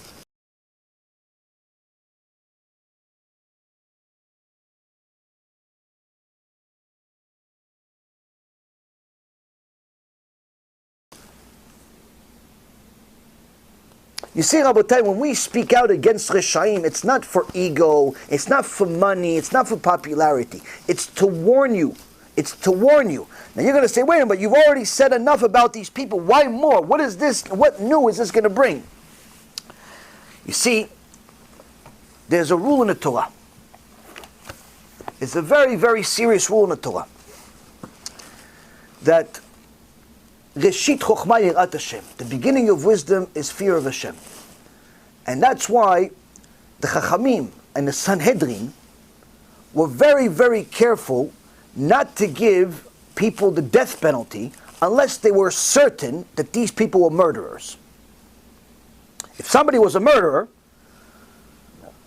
the Sanhedrin, the wisest men of all time, would question, would get witnesses. And what if the guy that is being accused of murder didn't have any witnesses to support his cause, and he himself didn't have anything to say? Would they just kill him? No. The Sanhedrin would start looking for ways. Wait, did you kill him because you thought he was a Nazi? So you thought that you were under threat maybe? Because if that's the case, it's not murder. You were defending yourself. It's allowed. Did you kill him because he surprised you and you just weren't sure what you were doing? Did you kill him because, they're looking to get you out. They're not looking to kill you. The Sanhedrin are not looking to kill you on a capital case. Because if you're guilty, it's death penalty. But what about someone that has the accusal, is being accused of being a machtia rabim, causing people to go to Christianity, causing people to go against Hashem? What about him? Someone says, look, this guy is trying to get people to be Messianic Jews, really Christians in disguise. This guy is telling people that homosexuality is not a sin, it's not an abomination, it's nothing. This guy is telling people to go worship Buddha. Yeah. They're accusing you of this. After you brought to the Bedim, Sanhedrin, they kill you. So what does the Sanhedrin do with him if he has nothing to do to defend himself? Gemara, Masechet Sanhedrin, page 29a, says the following: Ve'en to'anim lamesit. The court does not plead on behalf of someone that causes people to sin, even if it's a capital case. Meaning, you don't have something to defend yourself, we're just going to kill you. Yeah, but the murder, the guy that's being accused of murder, you helped him, hopefully, to try to get him out of it. But me, just being accused of idolatry, and I'm being accused of getting people to go to idolatry, and that's it, you're not even asking, you're not trying to get me out? No. What? You're much worse than the murderer. Doesn't that sound evil? Only if you think God's evil. Where do we get this from? HaShem himself. The Gemara says we learn this from HaKadosh Baruch Hu himself. Amar Rabbi Chama Bar Chanina.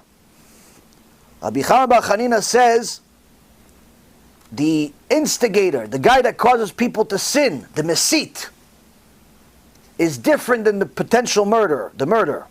Why? We learn this from the merciful one. We learn this from HaKadosh Baruch Hu himself, where he writes in the book of Deuteronomy, chapter 13, verse 9, have no mercy, nor shall you protect him. On this person, HaKadosh Baruch Hu says, if a person causes people to sin, you are forbidden from having mercy on him. On the murderer, you're allowed to have mercy. But on a person that causes people to sin, no mercy, not allowed to have mercy. HaKadosh Baruch Hu himself writes it. Sefer Dvarim, the book of Deuteronomy, chapter 13, verse 9, where he says the following. It starts actually verse 7. If your brother, the son of your mother, or your son, or your daughter, or the wife of your bosom, or your friend who is like your own soul, your best friend, will entice you secretly, saying, let us go and worship the gods of others, that you did not know, you or your forefathers, from the gods of the people that are all around you, those near to you, or those far to you, from one end of the earth to the other end of the earth. You shall not accede to him, and not hearken to him. Your eyes shall not take pity on him. You shall not be compassionate nor conceal him. Rather you shall surely kill him. Your hand shall be the first against him to kill him, and the hand of the entire people afterwards. You shall pelt him with stones until he dies. For he sought to make you stray from near HaShem your God, who took you out of Egypt from the house of slavery. Rabotai, a person that teaches things that are against the Torah, whether it be Christianity or it be some other false ideology, is worse than a murderer. And the Gemara says this person, you're not allowed to have any mercy on them. It's forbidden. It's like eating pork, to have mercy on such people. You have to expose them until it's over. Can't give up. Can't stop. Why? It's mitzvah from the Torah. Mitzvah from the Torah. Where do we learn that we cannot have any mercy on these people? The Gemara in Masechet Sanhedrin, page 29a, continues, says, Rav Shmuel Bar Nachman says in the name of Rabbi Yonatan, of Rav Yonatan, where do we learn this from? That the significance of the Machtia Rabim is so bad. Says we learn this from the serpent. Well, unlike Adam, when Adam said, Hashem says, what happened? Why'd you sin? Adam says, it's the wife's world, it's the wife that you gave me. He asked Chava, Chava, what'd you do? She says, it's the serpent, it's the snake's fault. But then when it got to the snake, Hashem says, Arurata, you are cursed. He didn't tell you why'd you do it. He didn't give the snake a chance to speak. Why? He is a Machtia Rabim. Once you cause other people to sin, you lost your right to speak. You lost your right to defend yourself. And this is why it's Alacha. Alacha in the Rambam. The Rambam, Ilchot Tshuva. Chapter 4. In Alacha number 1, the Rambam writes there are 24 deeds which hold back Tshuva. Meaning a person does such things, HaKadosh Baruch Hu make it more difficult for them, nearly impossible for them to do Tshuva. In Alacha number 2, the Rambam writes clearly, among the 24 acts that withhold Tshuva, that hold back Tshuva, there are 5 deeds which cause the path of Tshuva to be locked. Meaning, no Tshuva. There is no Tshuva. What is it? One who separates himself from the community. When they repent, he will not be together with them, and he will not have the opportunity of sharing their merit. Somebody that pretty much doesn't want to be part of Klal Yisrael, wants to live in some mountain by himself while the rest of the community needs him, doesn't want to be part. That's terrible. Okay. We'll learn about that topic, why it's so terrible later on. 2, a person who contradicts the words of the sages. What? Abaye said it. Rava said it. Nah, they're just rabbis. What? Rabbi Nachman said? No. Rabbi Abaye said? No. I have a different opinion. No, I don't think they're right. Someone who contradicts the words of the sages without any precedent, without any proof. Like he just decides that this is not. Torah says it's an abomination, he decides it's not an abomination. Torah says this is a sin, he says it's not a sin. Torah says wasting sin is a sin, he decides no, it's not a sin. What? Stop with this generation. Such a person, Rabotai, contradicts the words of the sages. The controversy that he provokes will cause him to cut himself off from them, and thus he will never know the way of tshuva. 3, someone who makes fun of mitzvot. Someone makes mitzvot. No.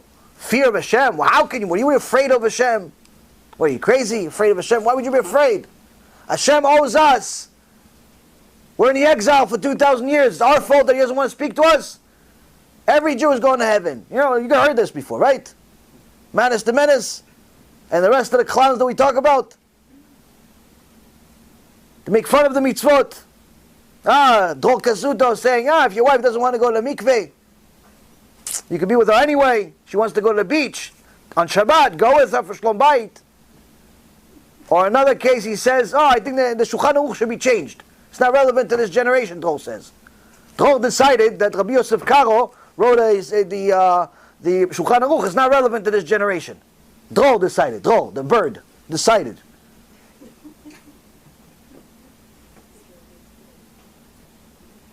Scoffs at mitzvot. He considers them degrading. Modesty. Come on, what? He will not pursue them or fulfill them. He does not fulfill mitzvot. How can he merit to do tshuva? 4, someone who makes fun of rabbis. Someone who makes fun of his teachers will cause them to reject and dismiss him, as Elisha Navi did to Gehazi. In the period of rejection, he will not find a teacher or a guide to show him the path of truth. People don't like to hear the truth, so what do? They start making fun of it. This rabbi is extreme, he's fanatic. He says people that violate Shabbat are like idol worshippers. No, he didn't say it, he just repeated it. It says it in the Torah. A person that violates Shabbat is considered an idol worshipper. He just read what it says. You can read it yourself if you'd like. They like to make fun of rabbis. This rabbi always talks about wasting seed. You have a problem, rabbi? Is that because you're talking? You're telling us your real feelings? How come this rabbi knows so much about this? How come they're like making fun?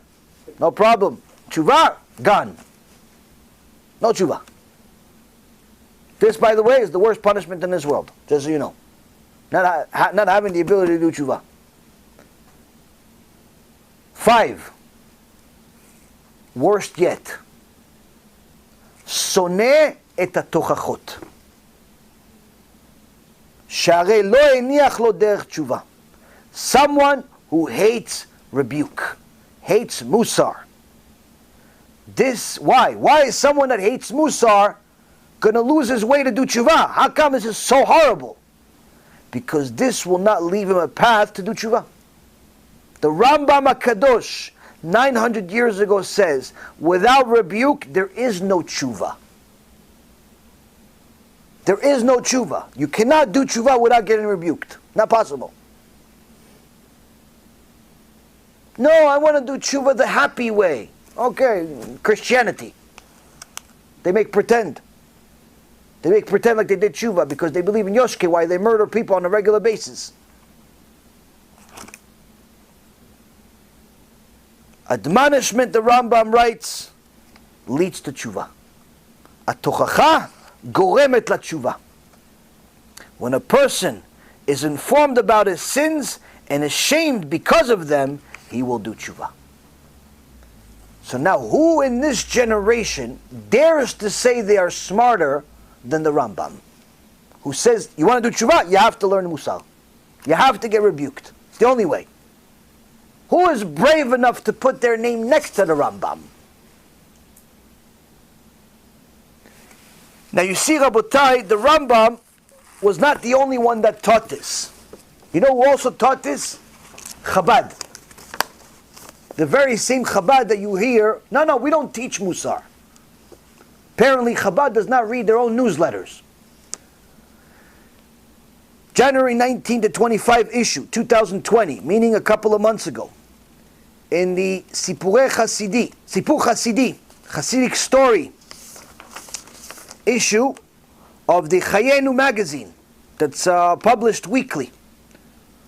It's a subscription-based weekly Torah publication designed specifically for English-speaking community. Talks about different Sipurei Hasidim, Rashi, Chumash, Rambam, Tanya, and so on. They bring, in the Hasidic story section, they bring a story of the previous Lubavitcher Rebbe, the one before the most recent, the 6th Lubavitcher Rebbe, Rabbi Yosef Yitzchak Schneerson, who once told a story about two brothers. One learned an enormous amount of Torah. Like his father, though, Rabbi Moshe, he favored learning foreign subjects, the Tony Robbins of the world, the Buddhism, philosophy, Friedmanism, all types of stuff. You know, he likes it. He likes the Manicism, all those isms, all those things. He liked it, but he was an expert in the Talmud. He was an expert in the Talmud, an expert in Rambam, in Arbat Turim, in every field of halacha. But because of his philosophical mindset, he sought to rule leniently everywhere, especially in the field of blessings, brachot. The blessing to recite for specific occasions. And what about Kabbalah and Musar? He was against it. He was against Kabbalah. He was against Musar. He liked the Gemara. He liked the Lacha. He liked the Kabbalah Turim. He liked. But Musar, no way. Kabbalah, hated. His brother, on the other hand, was not... His name was Rabbi Yehuda, was not as much of a scholar as his brother, as his father, or brother. But he had Yirat Shamayim. And he learned Torah, and he learned Musar. What happened with those two brothers? The latter one, Rabbi Yehuda, grew up, learned some Torah, got to a point where he was able to finance 10 Talmidei Chachamim to live on his property and teach his kids. Alvay Alenu, have 10 Talmidei Chachamim, teach Torah, he would debate with them and learn with them, and raise the house full of tzaddikim. What about the scholar that was an expert in halacha, in the Rambam, and in the Talmud, but hated Musar and Kabbalah? What happened to him?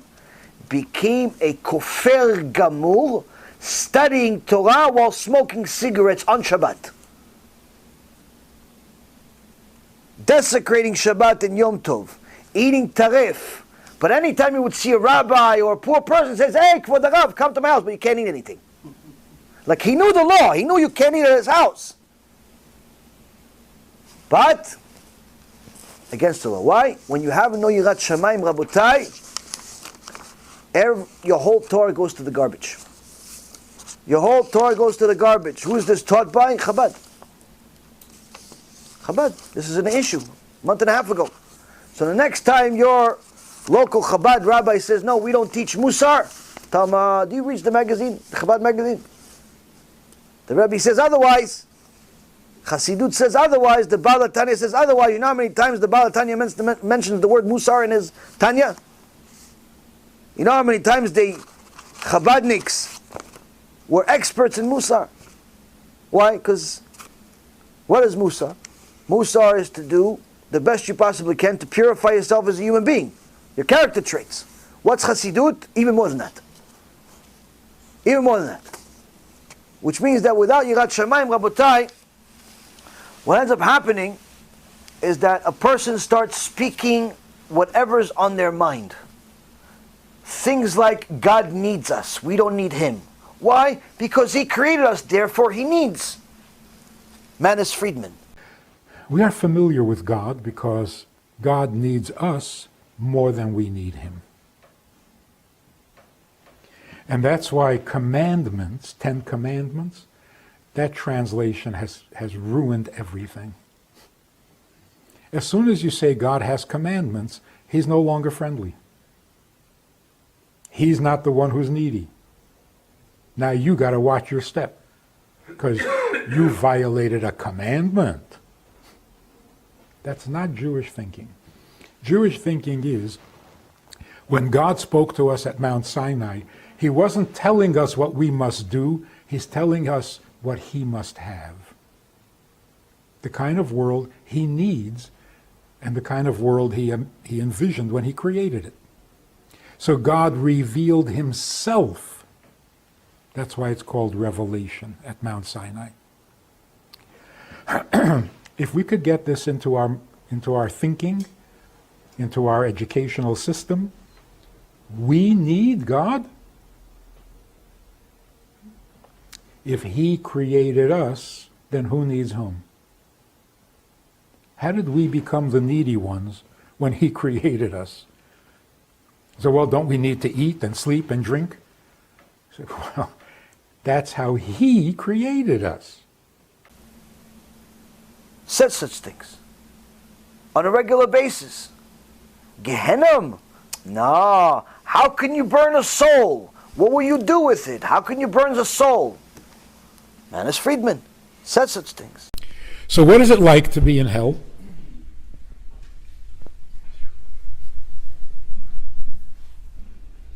There is really a serious, proper definition or description of hell.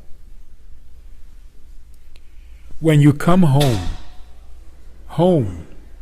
to your home, and you don't feel comfortable.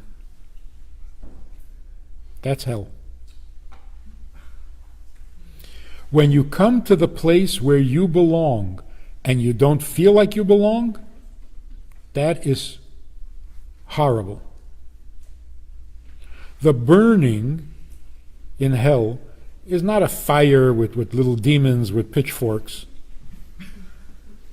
The burning in hell is the embarrassment that a soul feels when it doesn't know how to be a soul anymore.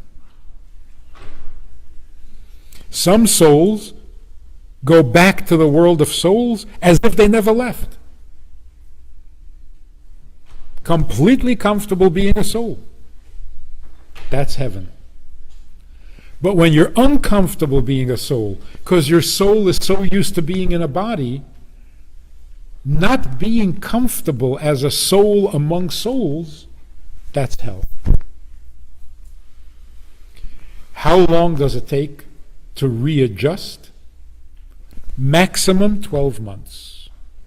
After 12 months, you're in heaven.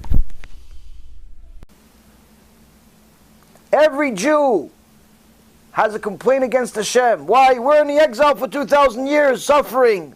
It's our fault that God doesn't want to speak to us. Manis Friedman. Secular people have nothing to be ashamed of. It's not our fault God hasn't spoken to us in 2,000 years or 3,000 years. Manis Friedman. God forbid. God forbid that God should be punishing us for our sins.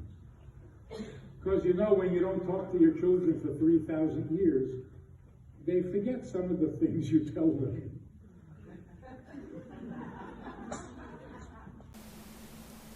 Making fun of a poor girl that got molested. Every yeshiva person gets molested. What's the big deal? What happened to you? Why so weak? Manis Friedman. How can Chabad still have this Rasha Merusha hosted in their Batei Knesset on a regular basis?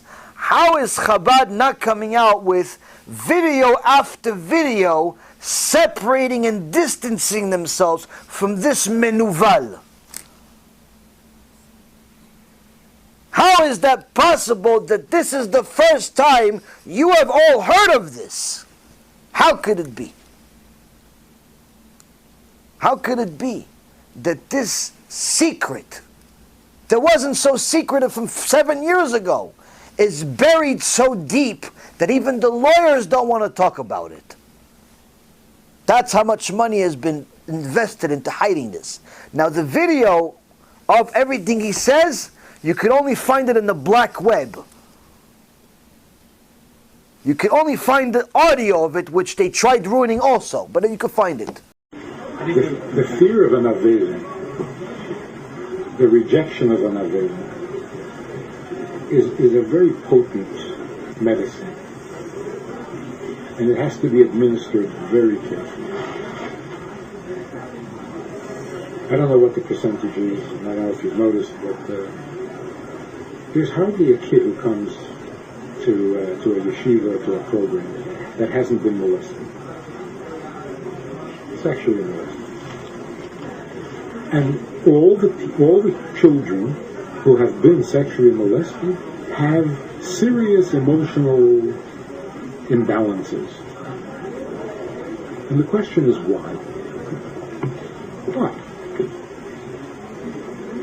Just to make it dramatic, I'm talking to this girl who was very, very off the not off the desk. I mean, that's putting it mildly. She decided she hates men, she's going to be a lesbian, why? Because she was molested.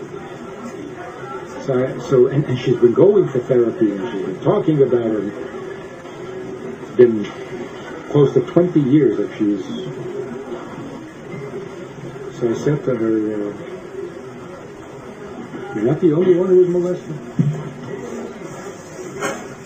Yeah, oh, I was molested. You're not the only one yet. And let me ask you a question. Do you sometimes forget to say Allah Misleading? She's not keeping Shabbos. I said, do you sometimes forget to say Allah Misleading? She says, that's much worse than being molested. She was very upset. Until she finally calmed down. I said, look, you were 9 years old and you didn't do it. So what Aveda are you guilty of? You forget to say Allah Mishnah, that's your Aveda. That's much more serious.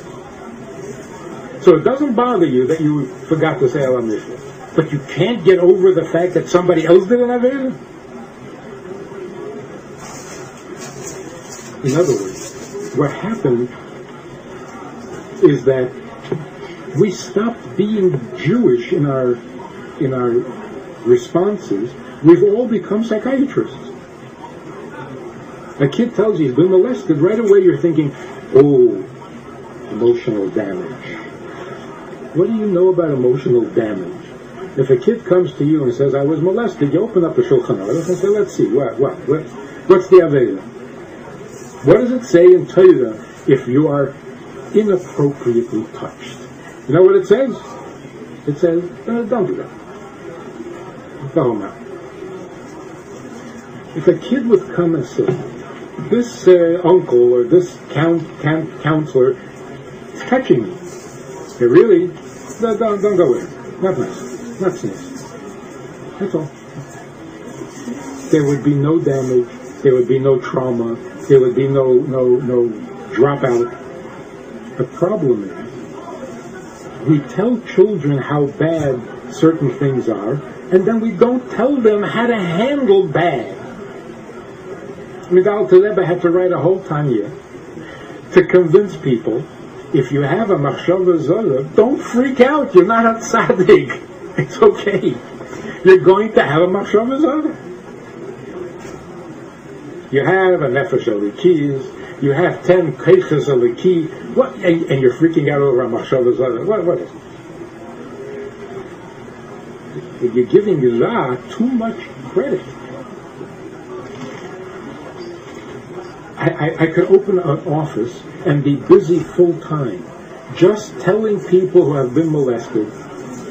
So, nobody's allowed to touch you. What are you, holy? So you're touched. That's it. So I said to this girl who was really her family comes from Russia. I said, what do you think? You're the only one who's molested? You think your mother and grandmother back in Russia made it through their teenage years without being molested by a shader? So what? They stopped life? They wouldn't get married? They wouldn't raise a family? Oh, what are you so fragile? What happened to you? They invested a ton of money to hide everything I'm telling you. A ton of money. Why? That's what liars do. Now how do you come and say, I'm sorry, I said what I said, I'm an idiot, I'll never do it again? Guess what? I'll be the first guy to say, you know what? You admitted you're wrong. But you're hiding it, you Rasha Merusha. You're hiding that your son is a molester. 3 kids, you menuval. All these kids are traumatized for the rest of their life. You piece of garbage, you're hiding it? You should have a poster on his face, molester. Why? Because those kids have that on their neshama for the rest of their life. You can't take it away from them. You're hiding it, you're making fun of it. You should be the first one that goes out with a lecture to say, I made a mistake in lectures and with my kids. What's the proof? Look what happened with my kid. What, you think it's a coincidence that HaKadosh Baruch Hu judged the measure for measure? Measure for measure, the guy's making fun of child molestation. Hashem says, look what I'm going to do to you. Your child's going to be a molester. And by the way, I spoke to a few experts in the field. They tell me that molesters are usually molested too. Amevin yavin. The people that molest were molested also. Rabotai, it's time we speak up against the Reshaim. Why? That's why you have a mouth. That's why you have a mouth. You're going to fulfill mitzvah, say brachot, keep Shabbat, learn Torah, all these wonderful things, fine. Do it. But if you're going to stay quiet when you know that people are going against the Torah, what do we need your mouth for? What do we need your mouth for? It's useless. You're only complaining what, about the internet connection? The economy is down. We have to use our mouth. We have to speak up. We have to do it because, unfortunately, nobody else is doing it. Not enough. Why? This guy is more popular today than he's ever been. The most absurd thing in the world. Every day comes out with a video, tens of thousands of views. People are watching him. No, he's the greatest mind of the generation. What? Did you listen to the words that he says? You want to rip your hair out. I don't even need to get haircuts anymore. I just rip it with my hands. I stopped watching. I can't. It's mind-boggling to me. But this is why you have to warn people. They don't even know what's dangerous anymore. Because they themselves have no shame. So they don't realize that speaking like this is wrong. Making fun of a molested kid, making fun of HaShem, making fun of the Torah, making fun of the sages. Rabotai, this is evil. And anyone who doesn't speak against it is also evil. Why? You're sitting there doing nothing while blood is being spilled. You're sitting there doing nothing while blood is being spilled. That's evil. You have to be able to let people know. They tell you they listen to these Reshaim. Tell them, listen, I know you listen to them. Don't take this personally. It's not against you. I'm just warning you. Here's a few videos. Listen to them. Make your own decision. You don't have to go crazy, start cursing the guy out and having venom coming out of your mouth. Don't make sins. There's no permission to make sins over this. But you have to let people know, take this video, share it with people. Listen, you listen to this guy, I just want you to know, before you press play again on his next lecture, this is who he is. This is who he is. This is what he did. You want to continue listening? Bechavod, you made your choice. But don't ever say, when you go up to Shamayim, no one told you. When your whole mind is distorted and you're more like a Christian than you are a Jew, and you go up to the Bet Din of Shamayim and they give you a decree of 1,000,000 years in Gehenom, Don't say, oh, I didn't know. Why? I told you. I told you, you're listening to the wrong teachers. You're listening to the wrong people. Why? It's not a coincidence that a person that makes fun of God also makes fun of people that are victims. It's not a coincidence. If you make fun of God, of course you're going to make fun of people. And this cannot be a small mistake. Why? Number one, rabbis are not allowed to make such mistakes. This is basic humanity. 101. Human. Just being a human. Needless to say, a rabbi. 2, you wouldn't go out and embellish it and talk about it to other people too. It means he was proud of it. As Rabbi Yonah says, a person is who he praises. Lefi ma'alalo. Ish lefi ma'alalo.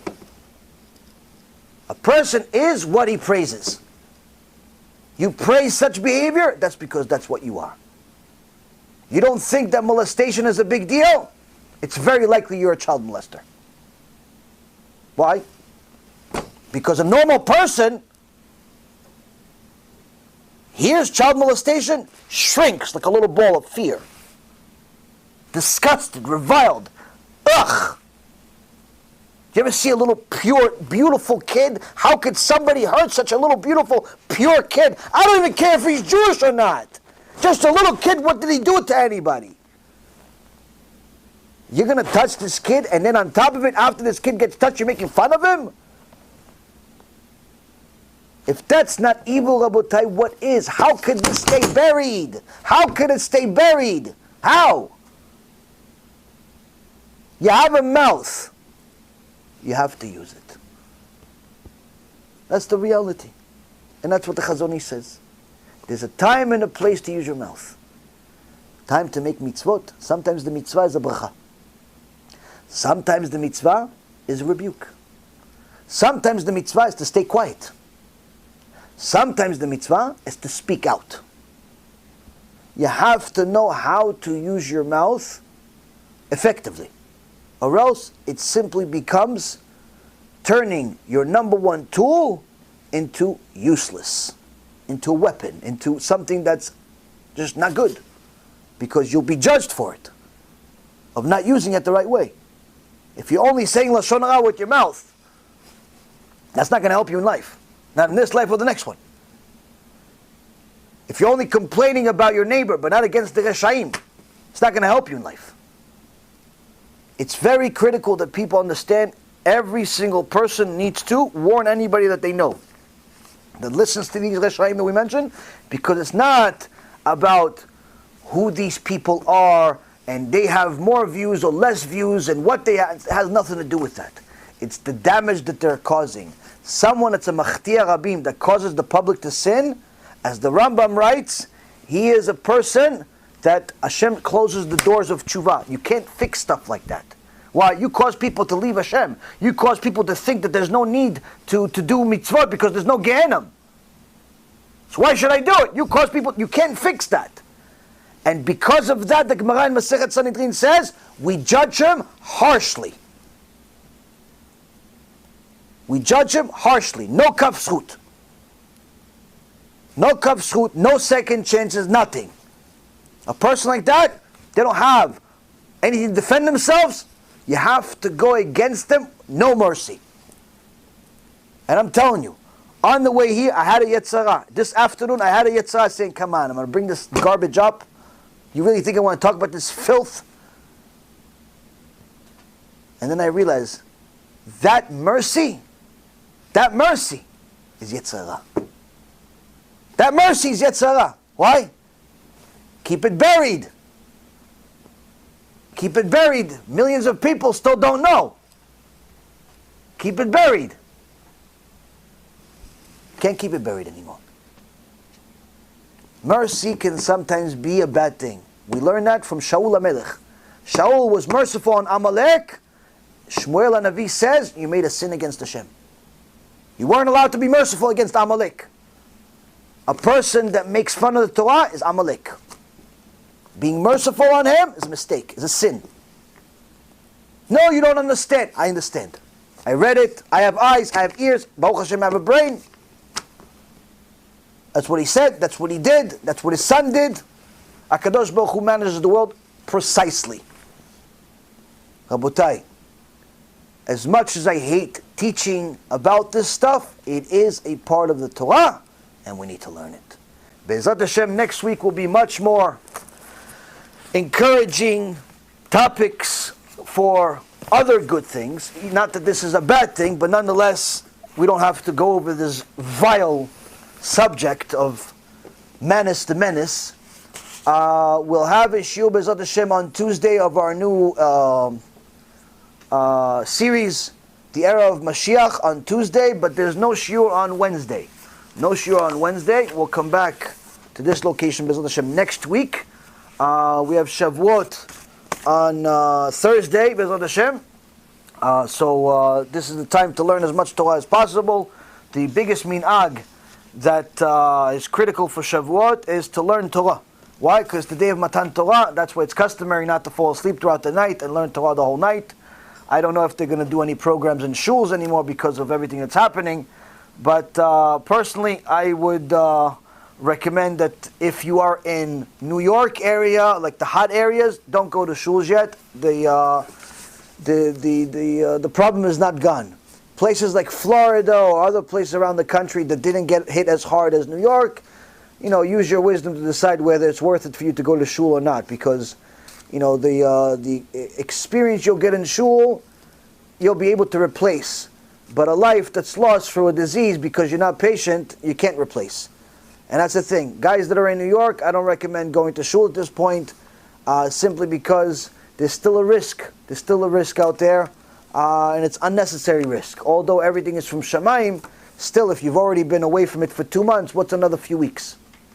It's not going to end the world, especially if you have people in your house that are older and so on. There's absolutely no need for you to take a life risk, not with your life, not with anybody else's life. Stay at home, study at home, pray at home until further notice. Other places, again, it all depends where you are and whether it's worth it or not, and that's a case-by-case basis. Baruch Adonai Le'olam, Amen ve'amen.